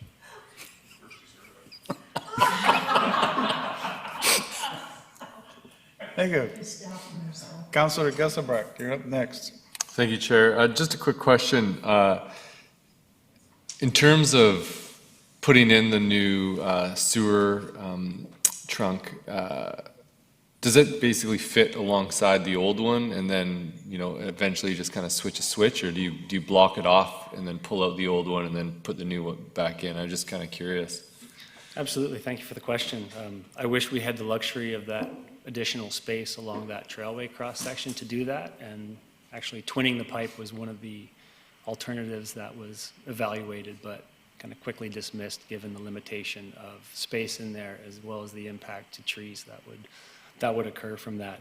So what will happen is, if you recall those two black dots, the contractor will permanently bypass the entire work site, and typically bypass pumping is based on a peak wet weather flow event with a redundant pumping system in case it fails. In this case here, the contractor would work from the downstream manhole up, and the fail-safe is that if anything ever did go sideways with the pumping, you would have that downstream pipe that would be open to receive that. The other comment I'd like to add is, considering some of the activity in Bowen Park, the sensitivity of such a gem that we have here in the city, we will be requiring 24-hour security or presence. So for any time that the contractor is not on site, they'll be required to have security to ensure that the bypass pumping is functioning and that there's no implications of anybody monkeying with it. It's just to follow up, so basically a bypass pipe is set up just sort of in a different route? That's exactly right. Initially, we thought of running it along Bowen Road on the north side. However, the project arborists and ecologists, on one of our site walks, we had this discussion, and given the existing vegetation along the forest, it would quite likely be run through the forest, you know, a suitable distance of 10 or 15 meters away from the workspace. Great. So the decision to do the twinning was abandoned just because it would require too wide of a swath and potential impacts on trees and that? If we considered that as an option, the dozen or so trees I mentioned for removal could be as many as 50. Yeah. Great. And just the diameter of the current pipe, and what diameter are we replacing it with? So currently there's a 600 millimeter diameter pipe or a 2-foot diameter pipe.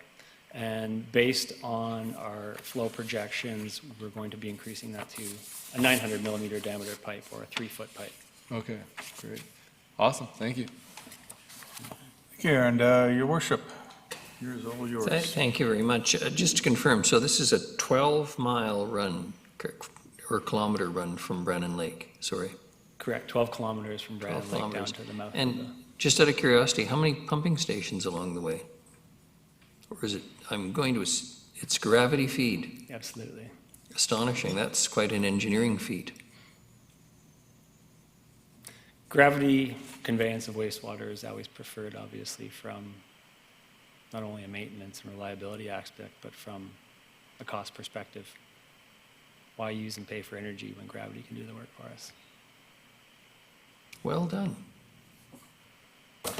Thank you, worship. You're one who likes stories. It all rolls downhill, right?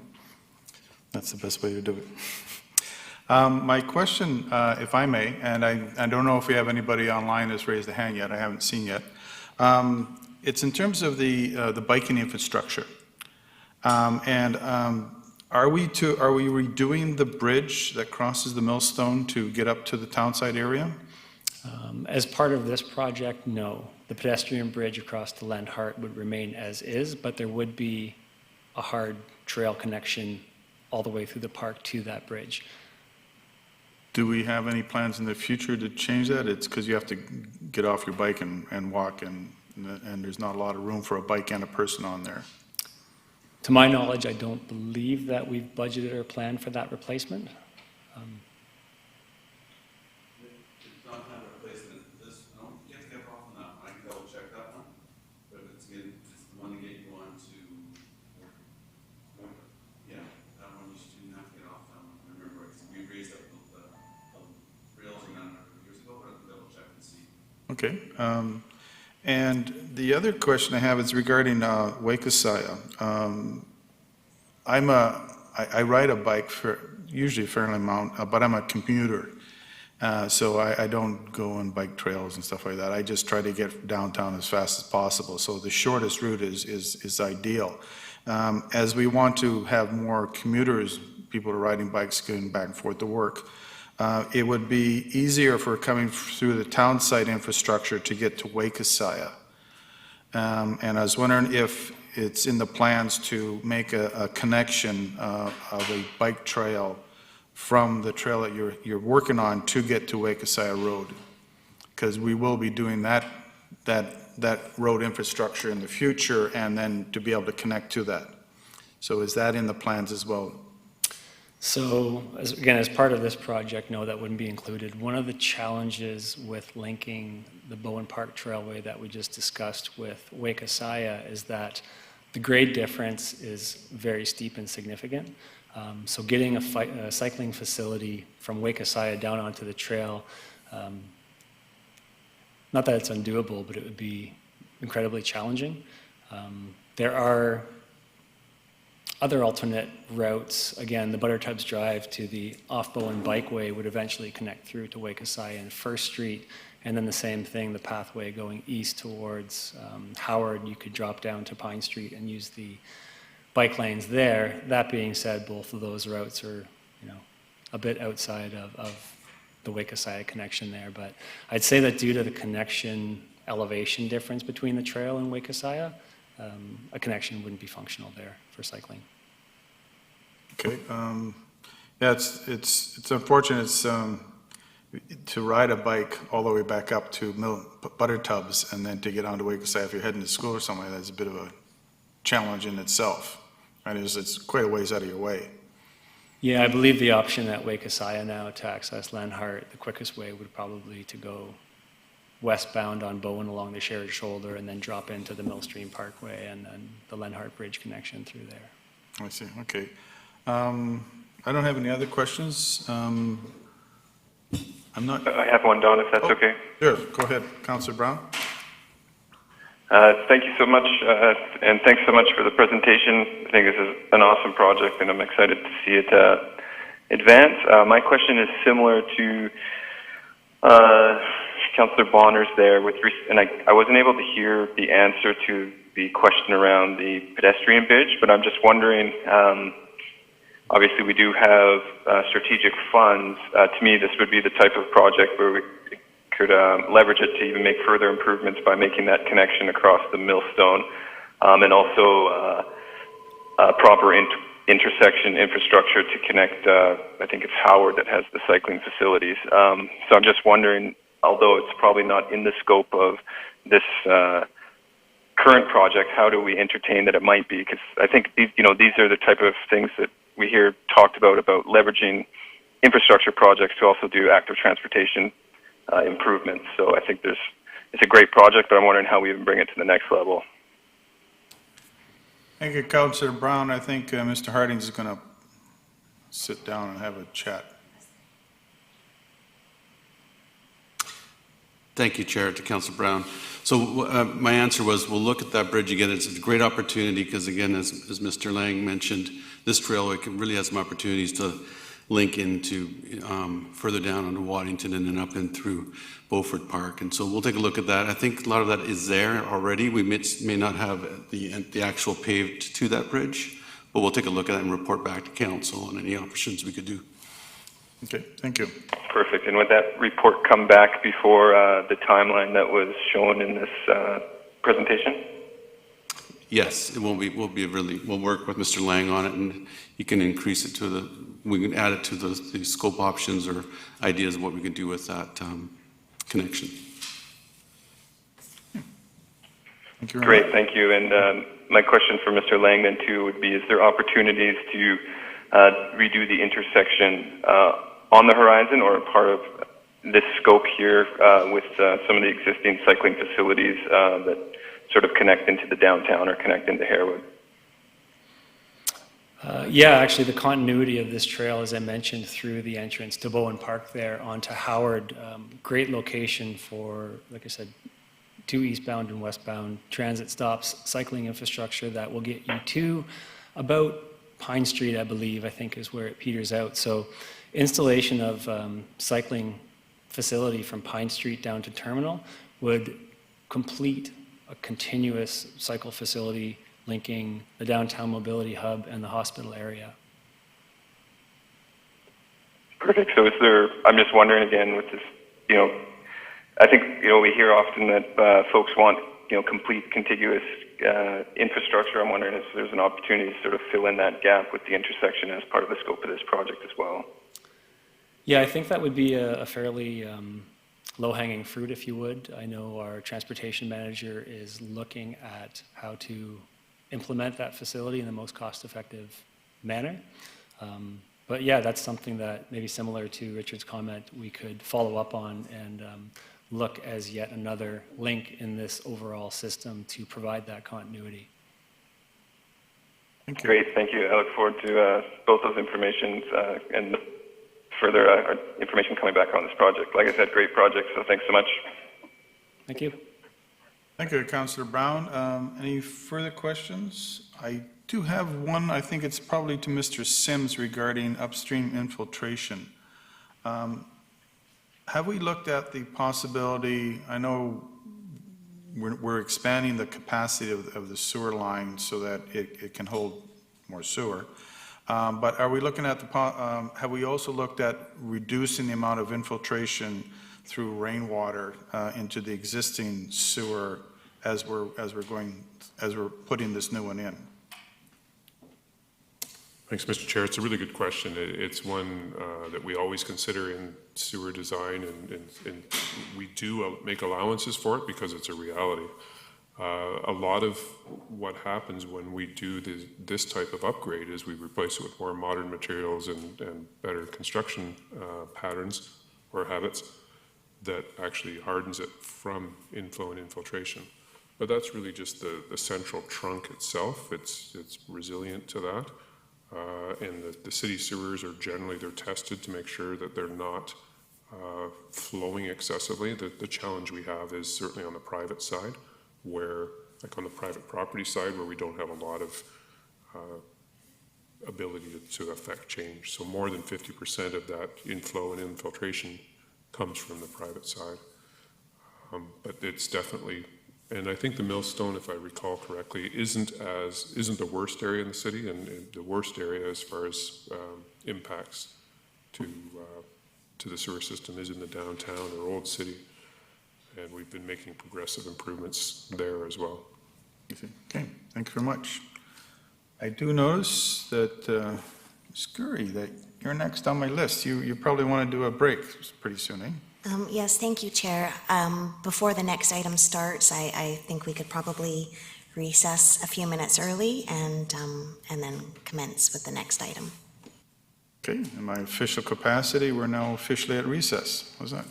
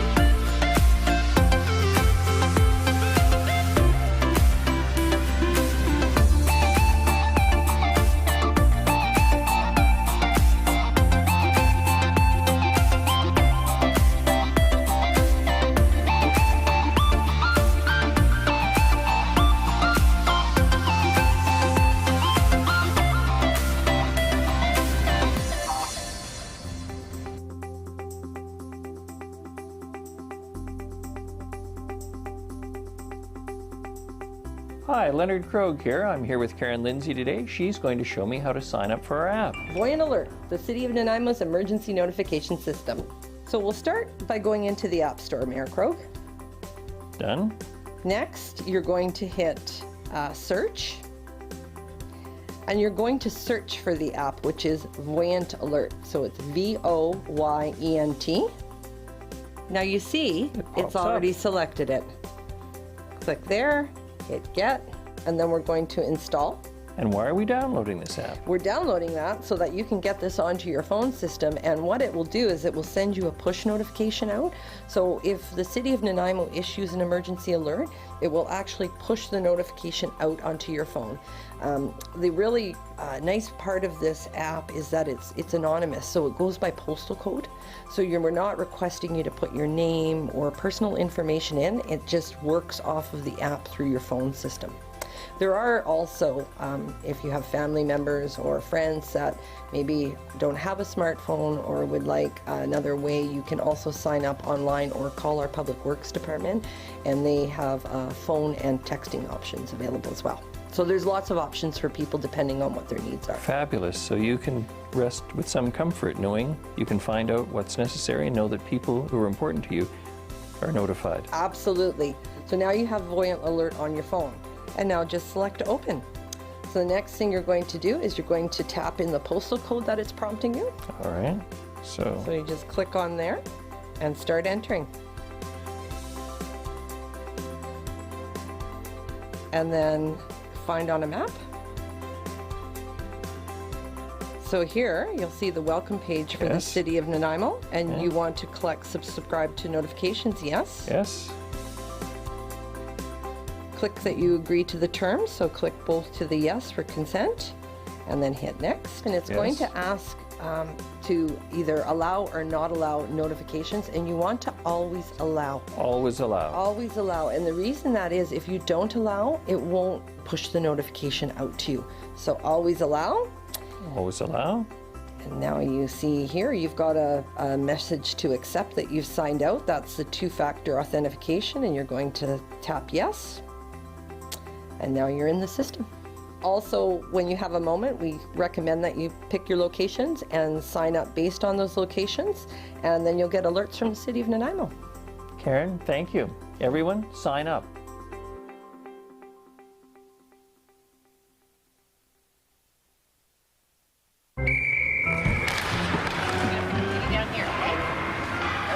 Hey, Tiana. Hey.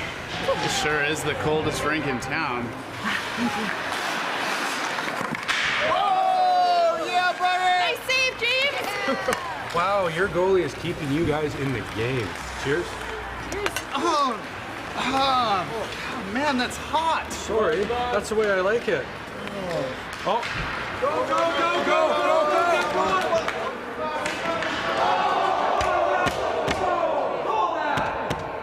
Penalty shot!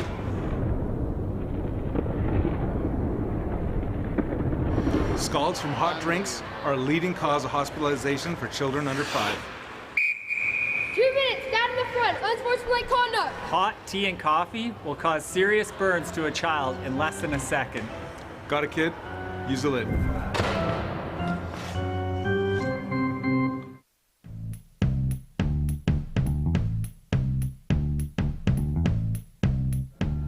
What we have here is the Real Ice technology that was installed at the Nanaimo Ice Center. It allows us to use cold water from traditionally hot water that we used to use for making ice. Basically, the water will come in through the bottom, go in through a vortex idea, making the air bubbles microscopic in size, which makes a better, more dense sheet of ice. Differences that you'll see with the Real Ice is there's less snow developed, so that's easier for cleaning, and also it's a denser, harder, clear ice. So the ice skaters will certainly enjoy that. And the city plans to implement Real Ice at our other 2 arenas as well.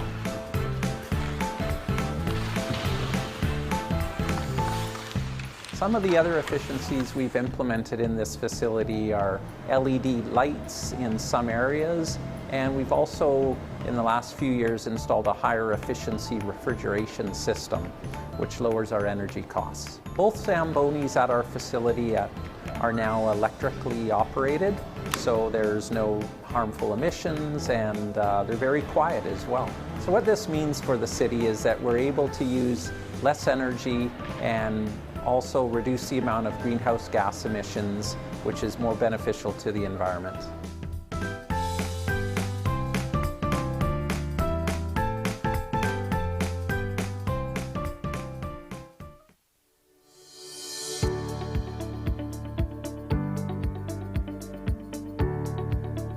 We're here at Bruce and Dundas. Somebody's stolen the street names that were here, so we're here to replace them. Our sign shop has just generated us 2 signs, so I'm going to go through the process of putting it together and reinstalling the street names. First thing, we got to center the signs. We do everything on this truck. We've got all the equipment on here to build, install, remove, repair, whether it's street signs, street names, posts, banners, Christmas decorations, and so forth. I'm going to basically just put the sign in the brackets, and we'll be doing both signs, of course. So I've got a cross bracket that I'm going to put in, and then add the top sign, which is this street we're on, Dundas. So already do the same there. We put the street that we're coming up to on the bottom, so they all basically have the same. The cross street will be on the top. We got to put some bolts in to secure them so nobody will steal the street name. We're ready to go. Just put this back and we'll go out and install this where the missing one is. Every year we do what we call a stop sign survey, where we go around and check all the stops. We clean them, make sure they're in the right spots, in good condition, not bent. And we also clean the street names, make sure they're good. As we're doing that, if there's ones that we decide we want to replace, we do that at that time. This year we're looking at approximately about 120 sets. It's very expensive to do, but we're continually, weekly changing street names because of either them getting damaged or people breaking them and taking them. So I'll put this on, and then I put a bolt through to secure it to the post. There we go. And that's good, we're done. Dundas and Bruce Ave are now ready to go.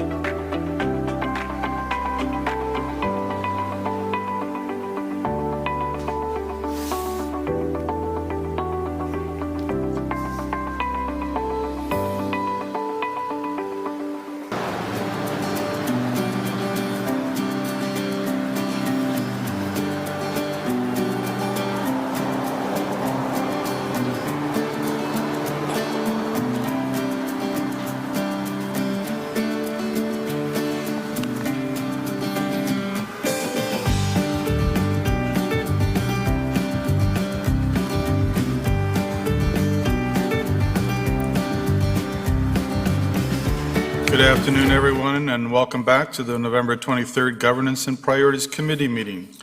We're now not in recess, and I believe the next item on our agenda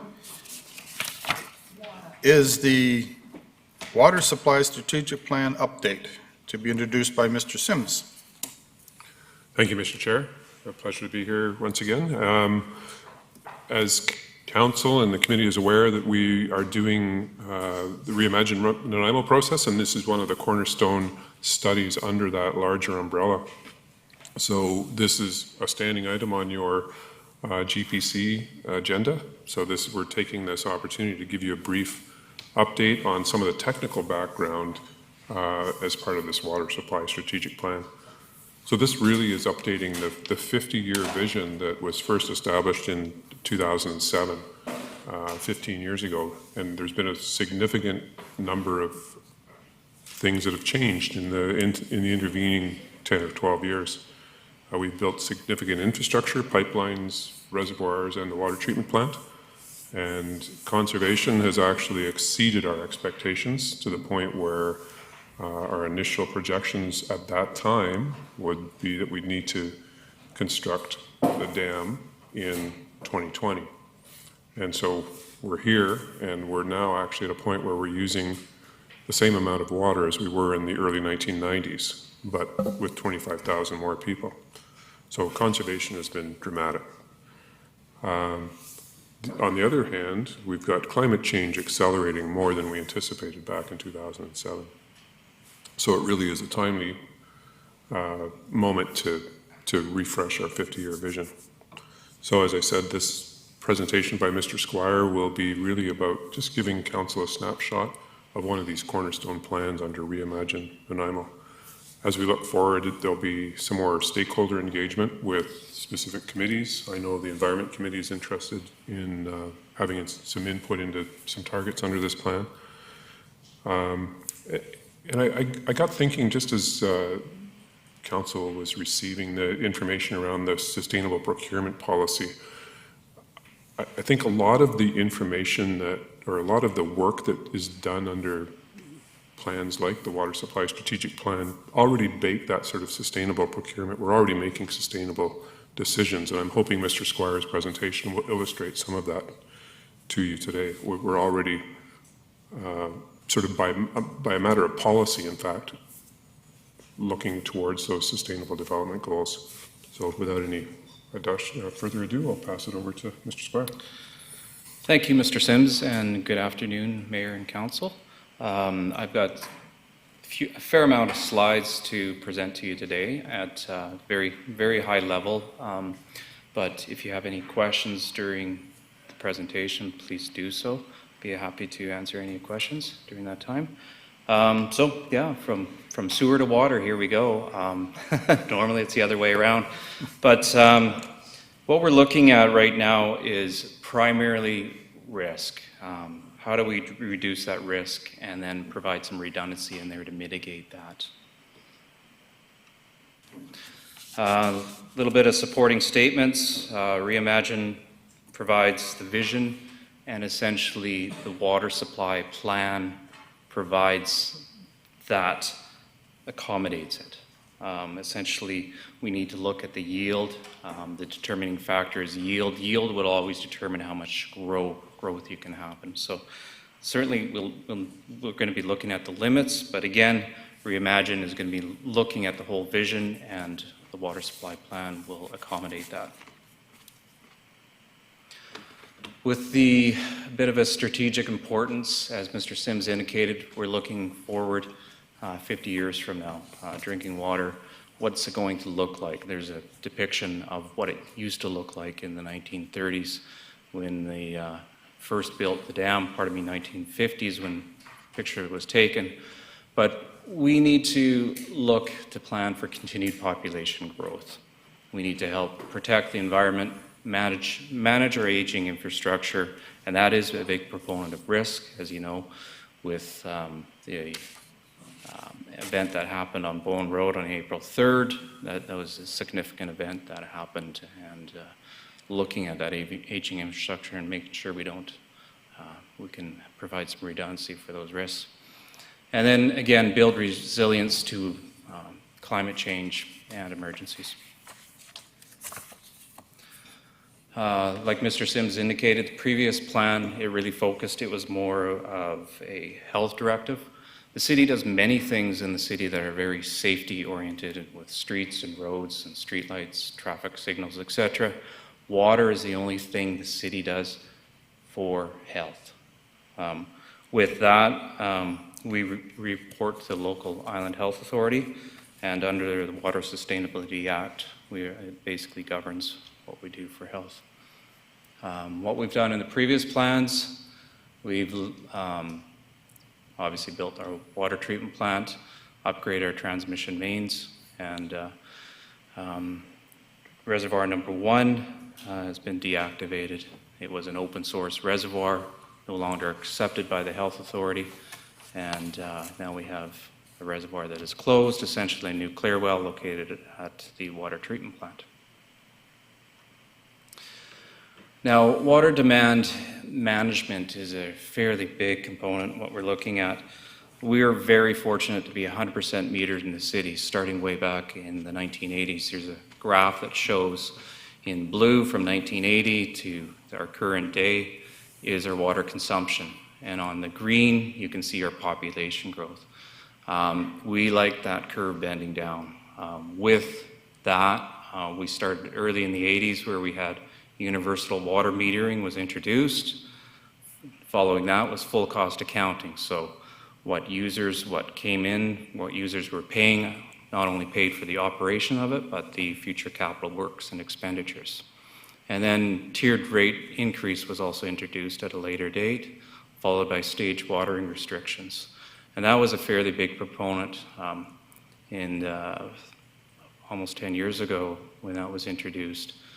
And since then, we had a drought in 2015, where we had stage 3 watering restrictions at a provincial drought level of 4. What we found was with going to that level of restriction, we could significantly reduce the amount of water by easily 10 to 20% just within that time period. So like Mr. Sims did indicate, our water consumption now is what it was in the early 90s with a population of approximately 20,000 people more. Another thing that's typically not known in the community is our environmental flow releases from our dams. Our dams provide storage for domestic and also flow releases in the Nanaimo River. Approximately 72% that is stored behind the dams is for fisheries flow releases or environmental flow releases, and the other 28% is actually impounded for domestic flow consumption. Community safety, that is a fairly significant demand. A lot of our infrastructure is essentially overbuilt. All our above ground reservoirs, approximately 70% of that storage is for in the event of a fire or an emergency for that fire protection. That pipe in front of your resident that connects to the hydrant, essentially that is 50% overbuilt. That's to supply that fire flow directly to your local neighborhood or residents. If it was simply just consumption, it would be significantly smaller. So quite a bit of cost in that. What we need to do is also look at forecasted demand. We're looking, again, year 2060, and also the neighboring communities within the region. The original Greater Nanaimo Water District, obviously now the City of Nanaimo's responsibility, always had that vision of supporting the neighboring communities, that being Landsville, Extension, Nanaimo, including. So we need to look at other communities, how we can help them out as well, and then there's a bit of governance involved in there, updating some of the governance model in and around that. So if we look at the forecast daily demands, what's really what we need to do we look at average day demand throughout the year, project that out for the next 40 years. But what causes havoc in a lot of our systems is meeting that max day demand. So that's your typical summer day, and it's at the highest point. Everyone's outdoor. We've got a lot of usage outdoors. There's a visiting population coming into the community using a lot of water, and that's where our systems, and especially the water treatment plant, needs to be designed. The good news is, by 2060, with the current capacity of the water treatment plant is within the existing water treatment plant capacity. Climate change, certainly we'll be looking at that. Here's a bit of a graph between January and December. We're looking at average day. You can see in your blue, that's your consumer demands. Red is our industrial, commercial, institutional base. And in green, that's our primary outdoor use, which typically happens around mid-April to middle of September. What we're seeing with climate change, all models predict that we're going to have longer, drier seasons with climate change. So drier summers and higher intensity storms in the winter time. So what that green belt essentially will be extended into March and October, and essentially more volume for domestic demands. So the big thing with this is we need to provide more certainty as to when we need to build our new dam. The current original plans suggested within the next few years we'd have to build the new dam. With some of our water conservation efforts and that demand management graph that I showed you, it's actually helped curb that and extend that out potentially 10, 15 years from now. So we looked at originally 4 locations on Dunsmuir Creek. The South Fork Dam would be a second dam above the existing one, the Upper Nanaimo River, and also looking at Jump Lake. Jump Lake was the chosen for environmental archaeological impacts because they were significantly lower, given that it's an existing dam, and it also had existing provincial licensing in place for it. Construction costs were considerably lower as well. There's a look at Jump Lake, and what we can see, the perimeter would be the flooded area in yellow, what you're looking at there. That would be the impounded area. With that, you're looking at some of the roads, access roads, the logging roads around there would be actually flooded.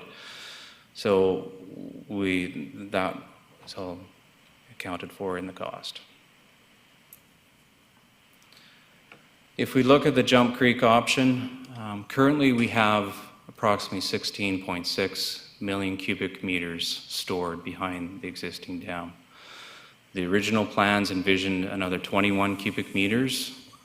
Right now, with the dam itself, we can raise it approximately 4 meters with an approximate impoundment of an additional 9 to 10 million cubic meters.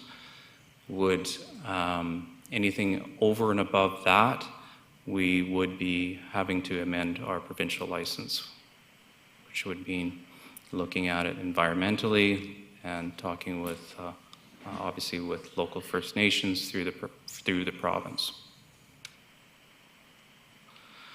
Just a general illustration of where we are and how much, just to kind of show you how much volume is for the environmental flow releases from the dam versus the domestic flow.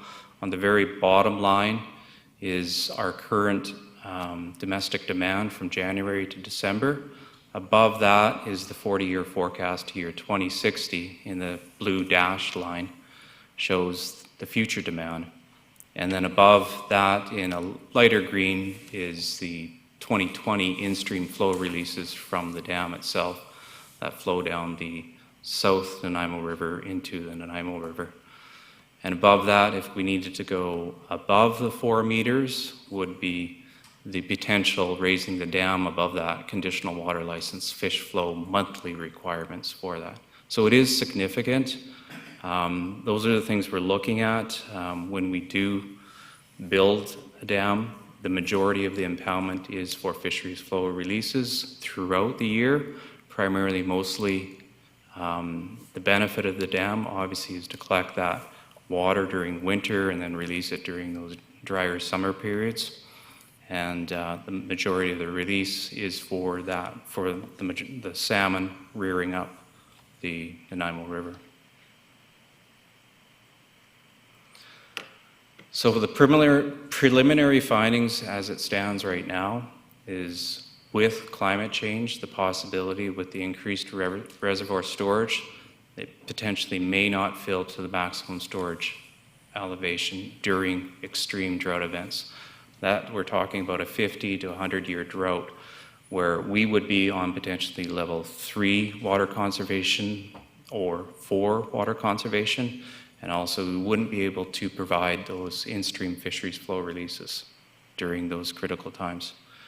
They also found that expanded reservoir storage combined with future in-stream flow releases compared to the current reservoir storage, there was little improvement in reliability of water supply with additional storage added.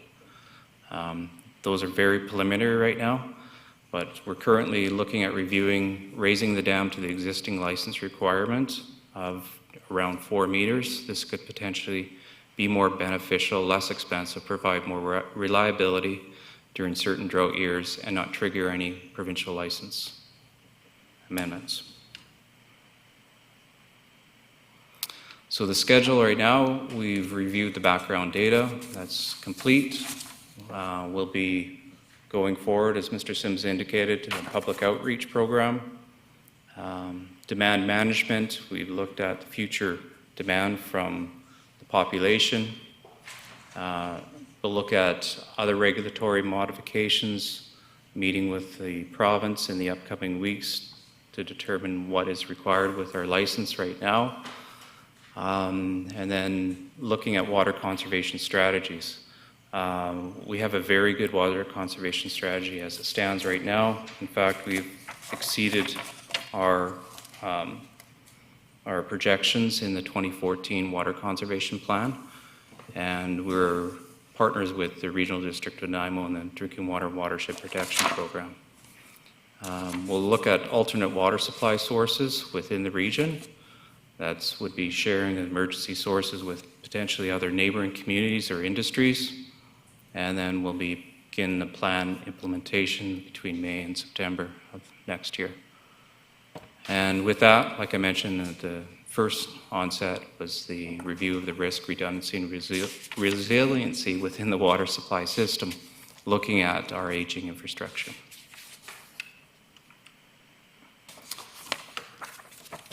So over the next year, we'll be engaging with local First Nations, governments, regional, provincial, and federal government businesses and interest groups throughout the community, just getting input through those stakeholders and neighboring communities with the strategic plan alongside with the Reimagine Nanaimo program.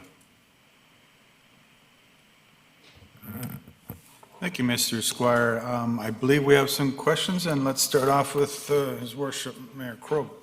Thank you very much, and I'm going to demonstrate what I think is a profound grasp of the obvious.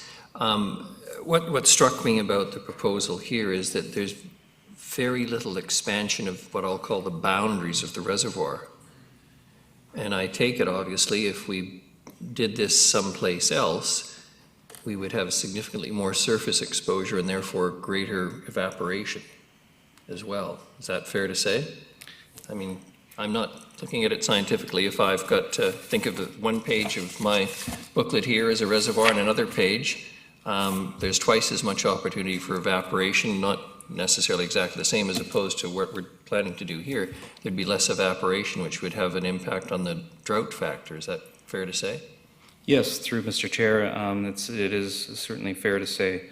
With that Jump Creek option, it is certainly, we already have an impounded reservoir lake there, Jump Lake in itself, and the impacts for the environment and archaeological are significantly less, and along with that is the cost. So the actual flooded inundation area is significantly different. Just in a ballpark way, how much quote-unquote better is it than perhaps another option, another dam someplace else? Are we talking a third of the cost, a half of the cost, 3/4 of the cost, just out of curiosity? Yes. I'm not looking for an exact figure, and no one's holding you to it, but... Yes, through Mr. Chair. I mean, there's pros and cons of each. If we were to look at a different location within the watershed, you provide yourself some additional redundancy. If something were to happen with the existing Jump Creek reservoir in itself, we would have that other redundant supply system, potentially in a different part of the watershed. So it's a balance between redundancy and cost, environmental impacts. A lot of things factor in. Certainly we'd look at that whole matrix of those, of that project. But it was looked at in fair detail in the last 10 years on those studies, and that was the number one recommended. But with this update, that gives us a chance to always look at our previous plans and get another third opinion on that. Councillor Gusselbark. Thanks, Chair. Through you to Mr. Squire. Just could you go back a couple slides to the one that says that it may not fill, I think, right after that one, it may not fill to max storage. So with the increased dam height that we're looking at, there's a chance with effects of climate change that there just might not be enough water to actually get that reservoir up to the max capacity. Yes, through Mr. Chair, very good question. That would be in the case of an extreme drought. We're talking like a 1 in 100 year event where we would potentially have a back-to-back year where a drought, we're not receiving the normal precipitation that would collect and fill within that impounded area. It would get to a level that's all it would yield, and it wouldn't fill right to the top. We would know that coming into the year, and we would activate some of our water conservation measures, which would be going to level 4 water conservation. Right. Okay. And what modeling was used to identify sort of like the shortfall and sort of the rarity of the drought event under those conditions? Like what type of modeling was used for that? Through Mr. Chair, on a very high level, it was generally climate change model that's been accepted here. That was part of the review process of our consultants that essentially looked at the yield, I believe, please don't quote me on this, it's about 20% less than what we're currently receiving right now. There's a lot of factors in there, obviously conservative factors in there, looking at a 40-year vision, and that's why every plan needs to be looked at every 10 years to make sure that the correct information is put forward. Okay, great, thanks. And just the other question, in terms of the other locations that were looked at, would they be, they're all within the same watershed. The Jump Creek would be the lowest point of that watershed, so they wouldn't be capturing any additional water that wouldn't otherwise be available to the Jump Creek Dam site. Yes, a very good question. Actually, the lower down you have the dam, the more collection you could potentially have. However, you're not getting that snowpack because you're at a lower elevation. The snowpack will essentially buy you several weeks, depending on the type, the year. But yeah, the lower down, there is benefits, but obviously there is benefits to be in the higher upper watershed as well. And is there any other options that are outside of the Jump Creek water, like out of the Jump Creek watershed area? Like, do we have other options to draw from other watersheds? I'm just out of curiosity. Yeah, we did look at the Cassidy Aquifer. There's been many studies looking at that, as well as our emergency pump station in Duke Point, which is actually complete right now. There's the Harmac system that we have an agreement with Harmac to supply emergency water to the community in the event that something didn't happen. But in future, those could be a possibility to either augment and have an alternate source for the city's supply, depending if things change or not, but that availability is there. The aquifer within the Nanaimo region isn't great for yield purposes, but there are other areas outside the city that can do that. And that's part of some of our agreements we have in place with neighboring communities where it's both ways. We supply them with emergency water if they need it, and vice versa if the city needs it as well. Great. And just finally, I'm just curious, without even currently with the dam in place,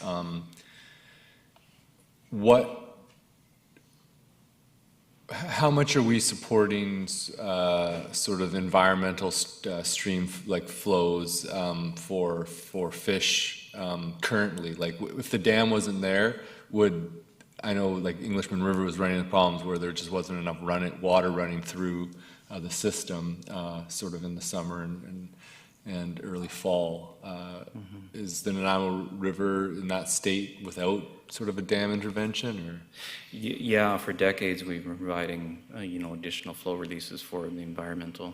Obviously you give a bigger wetted perimeter along the river, the more you do release.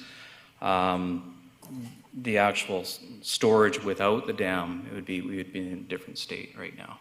The benefit of the dam, most dams, are perceived as being evil. In this case, this is the most environmentally friendly option that we can have.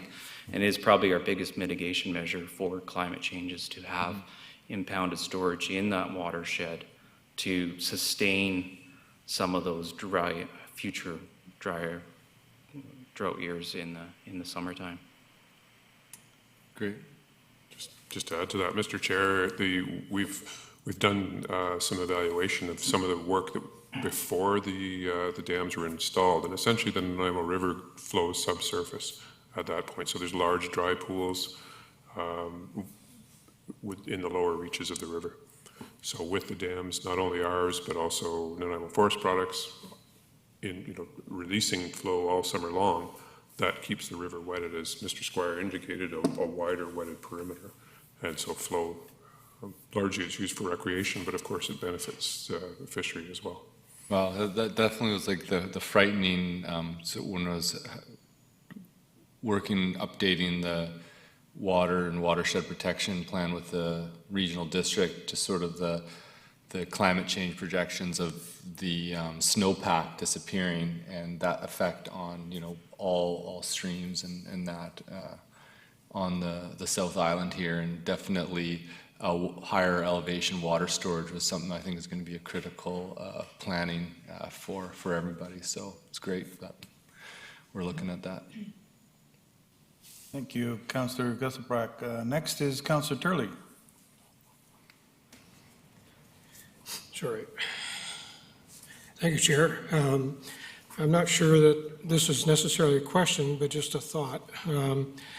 I'm just wondering, given the fact that most of us who water our gardens are using treated water, whether there has been any interest over the years from citizens to put in rain capturing reservoirs on their properties, and if not, do you think that perhaps some sort of an incentive might trigger some development of that sort of infrastructure? Do you want to take Mike? I can answer that, Mr. Chair. That's a good suggestion. We see that often on the smaller Gulf Islands where they're a lot more challenged with water. They just automatically build rainwater cisterns. The regional district offers an incentive program of $750 for a rainwater collection system, and it's eligible. City residents are eligible for it as well. And the other thing that we'll toss in the mix is that often gets talked about is gray water recycling. It's a very expensive thing to do in the home. The plumbing code does allow for it, but there's not been an awful lot of uptake just because of the cost and the volume that you need to occupy. Thank you. Thank you. Next we have Councillor Thorpe. Thank you, Chair. Through you to Mr. Squire, thank you very much. This is crucially important, of course, to the city's future, and it goes to our long-term planning, which is always very important. I'm not surprised that Jump Creek was the option that you're looking at. To me, that from a layman's point of view, it seems to be the most obvious. But my question relates to the option of favoring a 4-foot buildup of the dam rather than biting the bullet and doing the whole 11, was it 4 meters? Sorry, 4 meters. The whole 11-meter buildup, which I recognize would be hugely more expensive, would involve getting license requirements and so on. But again, looking to the long term, you've explained that much of our infrastructure is overbuilt, but that's good, and there's reason for that. So would we be better served to add on a little bit now, or to look at a larger project which would serve us further into the future? And I'm sure you've given that thought, but I'm just interested in your comments on that. Yeah, certainly, through Mr. Chair. That's something we're certainly interested in looking, if we can build it up to our current licensing requirement, which is the additional 4 meters. How long will that sustain us for? 40, 50 years, 60 years? The question, it's unknown at this point. It's something that we want to look at. And how does that affect our ability to, it gives us more impoundment, but also ride out some of those drought year periods, and potentially it could be better for fisheries flow releases and also domestic demand. That's something we want to seriously look at, as far as, we wouldn't be triggering or asking for amendment with our conditional license, which costs could be significantly lower.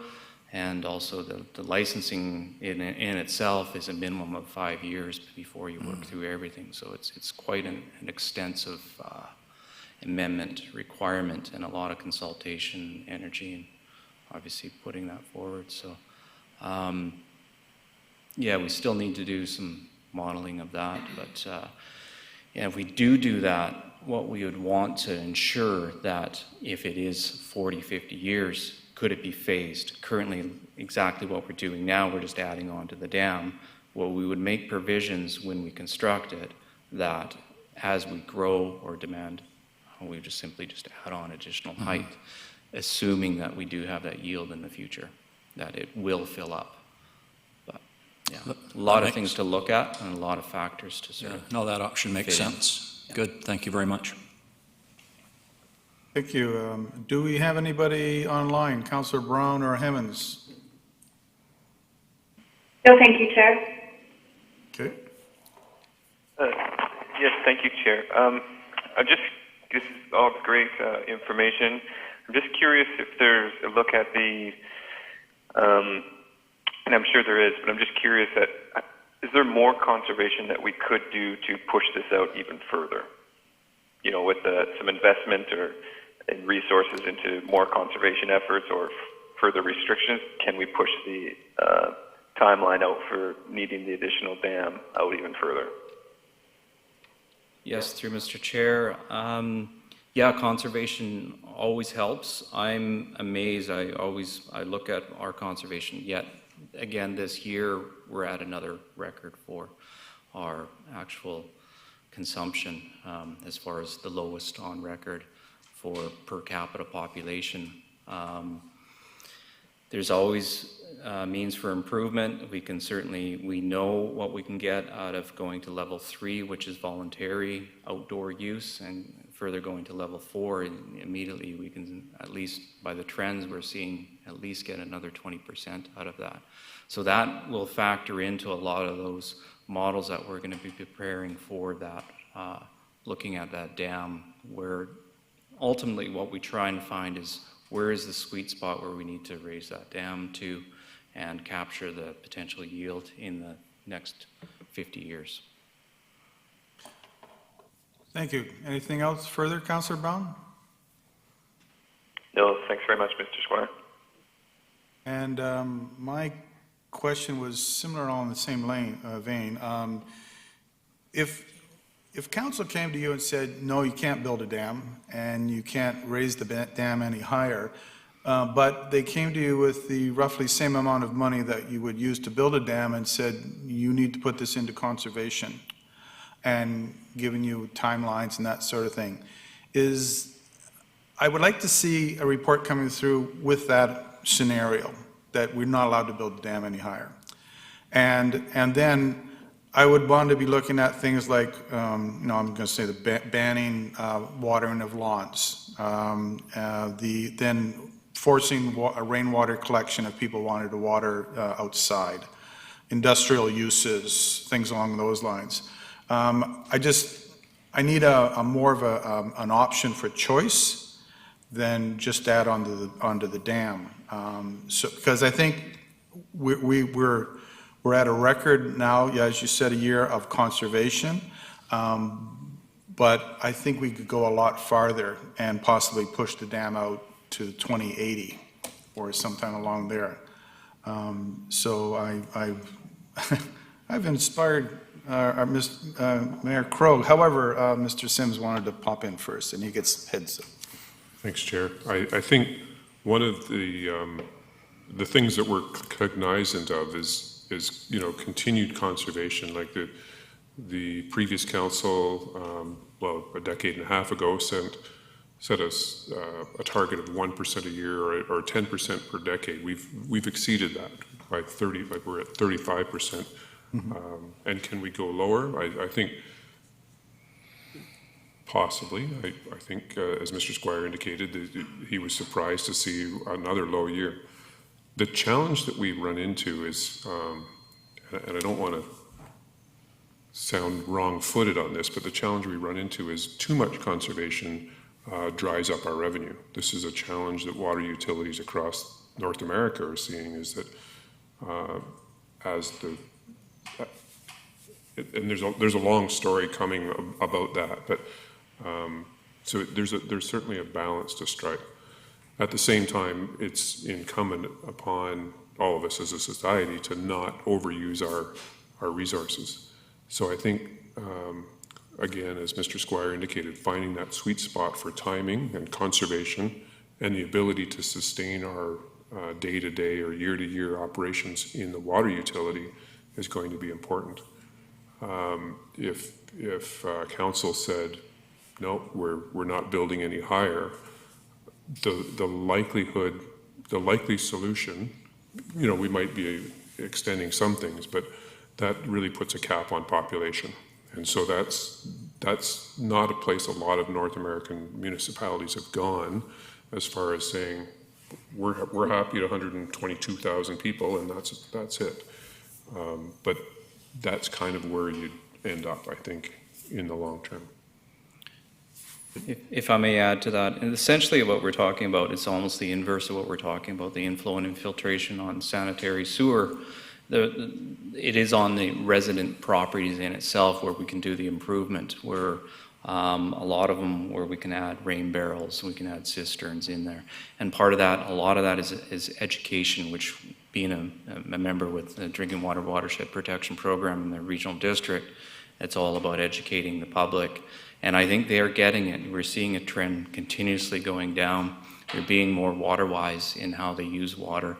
And I showed you the slide of the climate change where the bulge in the middle there from April to September is primarily outdoor use, where it is essentially 2 times our average state demand. So that's where we really want to focus on. And the plan does have a component where we will be looking at conservation in it and how much we can actually get, what would be attainable in the next 10 to 20 years just through water conservation. And I think it primarily will be targeting the residential use on the outdoor side. Okay. Thank you. Last word to our worship. Thank you very much, Chair, and I'm intrigued by your comments, because I happen to largely agree there are many ways we could reduce water consumption, but I don't frankly suspect this community has either the political will or interest to do so. If we reduce outside water consumption for outside use, in a sense, what do we do with all these folks who have happily planted the trees we want them to plant in their yards? If we really want to reduce water consumption, then meter every rental apartment in a multi-unit building so that the consumers of that water, the ultimate consumers, are actually paying the bill and seeing the cost, as opposed to the landlord who now can't raise their rents and hasn't been able to raise their rents beyond the percentage allowed by the residential tenancy branch for a number of years. We could do some things that are quite revolutionary, and I'm just as intrigued by all these possibilities as anyone else, but I'm also conscious of the politics of this. Mayor Joy Leach, who I would argue is one of the best and most progressive mayors this community ever had, went down to defeat when she proposed bringing in water rates that were based on consumption. The more you consumed, the more you paid, and she was tossed out after one term. So as much as I'm intrigued by it, I think we have to be conscious of what is the public willing to bear. It's kind of like leashing cats. We unleashed a storm that might, in fact, have the reverse effect of what we hope to do in terms of conservation. So I think it's a lovely topic for another time, perhaps, but in the midst of budget preparations for next year, and then seeing what other communities around the world have done to actually reduce consumption. Are we offering incentives for low flush toilets? Are we imposing special taxes on dishwashers that use too much water? I mean, there's a multitude of things we can do, but as I say, I'm not in favor of the discussion immediately, but over the long term, absolutely, you have my support. Thank you, and this council recognizes that you are in your first term, so I see a bit of fear there to get reelected. I don't think I have any other questions. Seeing that, I want to thank both Mr. Sims and Mr. Squire for their presentations today. And I think we're going to move on to Reimagine Nanaimo Phase 1 Engagement Status Update to be introduced by Mr. Lindsay. Thank you, through the chair. As you mentioned, we're here this afternoon to give you what has become kind of a regular update on your GPC regarding our engagement, Phase 1 engagement updates. And to mix things up a little bit, rather than Ms. Bhopal Singh presenting to you this afternoon, we're going to have Mr. Schulberg update you on the most recent information we have.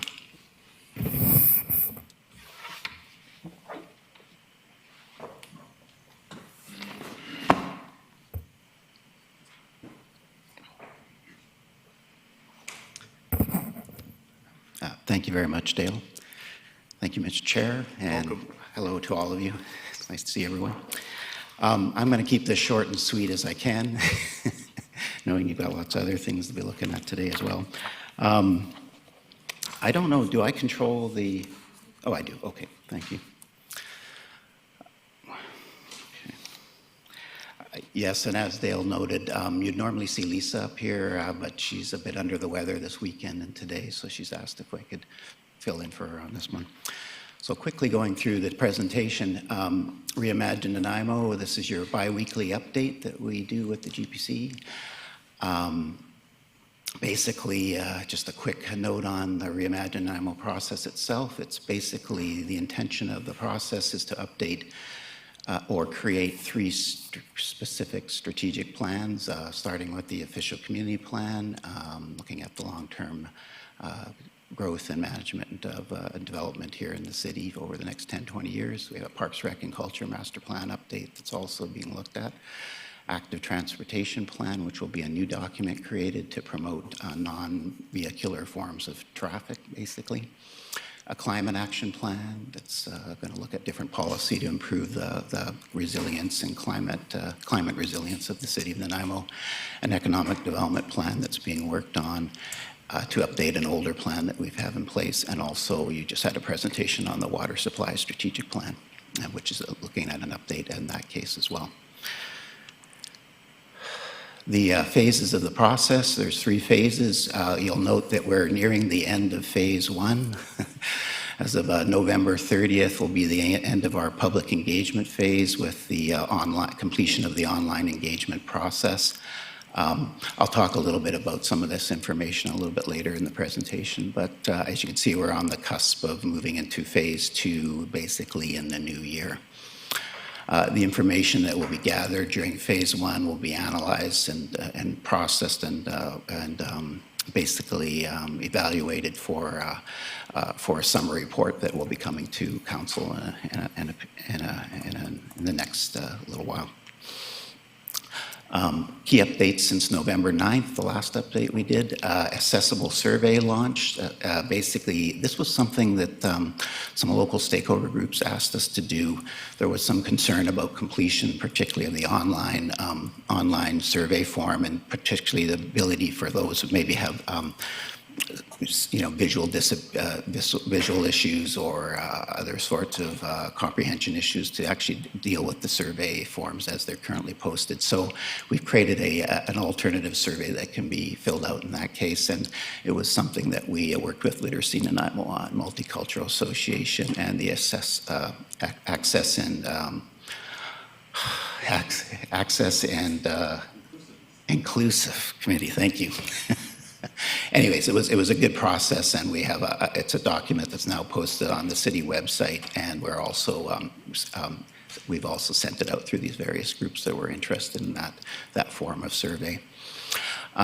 We have completed the statistically valid survey results process, or survey process. In other words, that's completed for receipt of these surveys, and we've received, as it notes there, about 425 plus surveys. We're currently, we have some raw data that's been given to us, but we'll need some time working with our consultant to sort of sort out what it actually tells us. And of course, that will be information that's provided to you as part of the summation of the engagement process of phase 1 when we get that to you. Stakeholder outreach meetings, just to let you know that we are also have been for the last month and more, working on these follow-up engagements to various groups in the community, basically parks, rec, culture groups, transportation groups, environment groups, and also neighborhood associations. And the various departments have been working with the outreach of various groups in their sort of area of interest to have those discussions, those focus groups, those engagement sessions, similar to what you see pictured above here, whether it's by Zoom or in person with proper social distancing, that sort of thing. So again, this will form part of the summation that's ultimately brought to council for consideration, as well as part of the conclusion of phase 1 engagement. Quick note on analytics. We actually were able to put together a quick summary of today's date. Usually we're about 2 weeks behind on on the updates we give you because of the procedural requirements for the meetings, but we wanted to throw in a quick update. You'll notice there for 2020, November 23rd, just showing total, this is basically related to our Reimagine Nanaimo website, total visits to date about just over 13,000. Total registered individuals that have registered through our Get Involved in Nanaimo process, 1,100. It's been kind of static for the past few weeks, and it's interesting that we've gotten, when we removed the registration requirement for the online survey, we have received over 1,000 survey submissions after that requirement was removed. So it's an interesting little test of whether registration was a bit of a suppression on engagement or not. And I would say we're kind of seeing that definitely there's a lot of folks that are quite happy to participate in a survey without the registration being required. Story submissions, 11 of those. It's sort of a gradual increase that's occurred along the range there over the last month or two. Ideas, contributors, and a sort of a progression there that's fairly straightforward with the submission of those. And then community plan posts, which are always very interesting. And again, when the summations come in, you'll see some of what that's telling us, but a fair amount at 241 at this point in time, with ideas that have been expressed on a mapping, online mapping location that we've created. Social media campaign, as you'll note there, and we have an update from November 9th. I actually did receive, unfortunately, it was a little too late for the update on this particular slide, but if you'd like, I can just give you the quick numbers for today's date related to the social media information. Just a note, as of today's date, Facebook posts are at 74. Facebook reach, views, and scroll by, these amount of times that people either look or even just scroll by a particular page on the Reimagine Nanaimo website, 214,297. Facebook engagement, likes and comments, we're now at 11,465. Instagram posts, we're now at 14, which has resulted in with basically 6,560 views and likes. And then we have 49 Instagram stories that have been posted. And then basically with regard to tweets of Reimagine Nanaimo, we're at about 61 currently. Just a little update on the shopping center pop-ups. We basically have completed 6 mall pop-ups so far, and I have to say the last one that we completed was on November 7th, which was down at Southgate. Basically, it was the country. It was the what is it? The Country Grocer down in Southgate Mall, basically. And they're a lovely group, actually. They're very interested in making sure we were comfortable in the space we located in there. And it was actually a great experience with them. And we actually got very good coverage at that one, almost similar to most of the shopping center pop-ups that we did. I do have to note, though, we by the time we've got to November 14th, which was intended to be a Woodgrove Shopping Center pop-up, we were running basically, we were competing with COVID and also weather issues. So we ended up actually canceling the November 14th, 21st, and 28th pop-ups, basically because the malls were telling us they could no longer have us indoors, and we had concerns about having our events outside given the weather getting colder and colder. So we've sort of we've wound up that process at this point in time. Creative Community Contest, just wanted to note that we've actually had a real surge in submissions for the Creative Community Contest, which is wonderful. We were holding at about 2 submissions for a number of months, and then we actually are more up to about 15 now. And what's happened is a number of the school district classes have started to talk about getting submissions through their classes for this. So it's nice to see. And this is just one example of an idea that was submitted with a creative contribution or element to it. Traditional advertising, one thing I did want to note, and you may have received this already in your mailboxes, but basically Parks and Rec puts out to every household in the city a mail out, a small card mail out to advertise the winter program beginnings. And what we did is we piggybacked Reimagine Nanaimo onto that card. We thought that was a great opportunity at fairly low cost to actually get this information out directly to all households in the community. So from a traditional advertising perspective, this is what we've done with that. And these are just, this is our current planning section showing the colors for Reimagine Nanaimo. And I guess at this point, if there's any questions, I'd be happy to answer those. Your Worship, you're on my list. No? Okay. That's the old list. How do I get rid of you? There we go. Do we have any questions? Can't argue stats. All right. Thank you, Mr. Chair. All right. Thank you very much, folks. Thank you very much for that. Appreciate it. Sorry. Yes, we do have a question. Don't go away. Just really quickly, the surveys, we've got 1 more week to hand them in. That's correct. Basically, the deadline will be November 30th for online submissions. Print submissions, the deadline's already passed on November 20th, but online, it's basically November 30th, yeah. All right, so everybody has 1 more week left to get it in. That's right, and our social media is actually really cranking it up to basically encourage people out there that we're coming to the run-up to the deadline. So we're trying to, we'll hopefully see a surge of final submissions at that point in time. Yeah. Great, I just sent a post. Okay, thanks. Thank you. That'll fix it. Thank you. Thank you, Councilor Gesbrecht. I think, Ms. Gurry, we're in a bit of a, do we just carry on and then have our in-camera?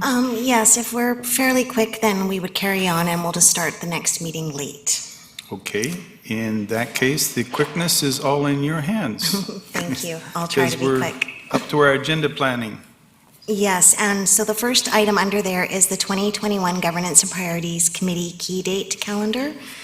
So prior to December 31st of each year, a key date calendar is prepared for the upcoming year for all of Council's committees and task forces.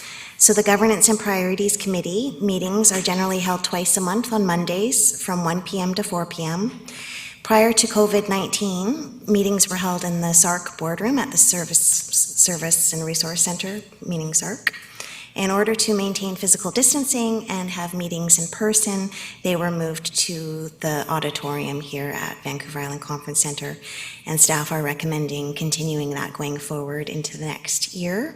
So the purpose of the report is to present next year's calendar for consideration and get your approval. Thank you. And we do have a recommendation. Recommendation moved by Councillor Thorpe, seconded by Councillor Armstrong. Any discussion? Okay, that was pretty quick. So on the motion, all those in favor, raise your hands. Councillor Brown and Councillor Hemmons, are you in favor? In favor. In favor. Thank you. And that passes. Next. Well, look at that. Motion for adjournment. Oh, so just very quickly, next was the agenda planning. I just want to note, staff have been really busy preparing for your budget presentations that you'll be receiving this week and next week and the week after. So currently for December 14th, Reimagine is noted, but there are several other items that have come up and are on page 71 of your original agenda for today. So we are looking at what will be coming on the 14th. Possibly Joan Brown and Scott Saywell will be presenting regarding reconciliation and a couple other matters. So just so you are aware, staff are noting for your last meeting, and at the December 14th meeting, we can discuss the other items I have semi-highlighted, but in thinking of time for today, we could discuss those on the 14th. For the January 11th meeting and the second meeting in January as well. So we do have quite a few items upcoming on page 71 that'll fill out those couple of meetings, and we could discuss more at the next one. Okay, thank you very much. Any questions? I have a motion for adjournment, second by Mayor Krogh. All those in favor say aye or hold your hands up. Aye. Any opposed? Okay, thank you. My work here is done. Your Worship, you're up. And then switch over.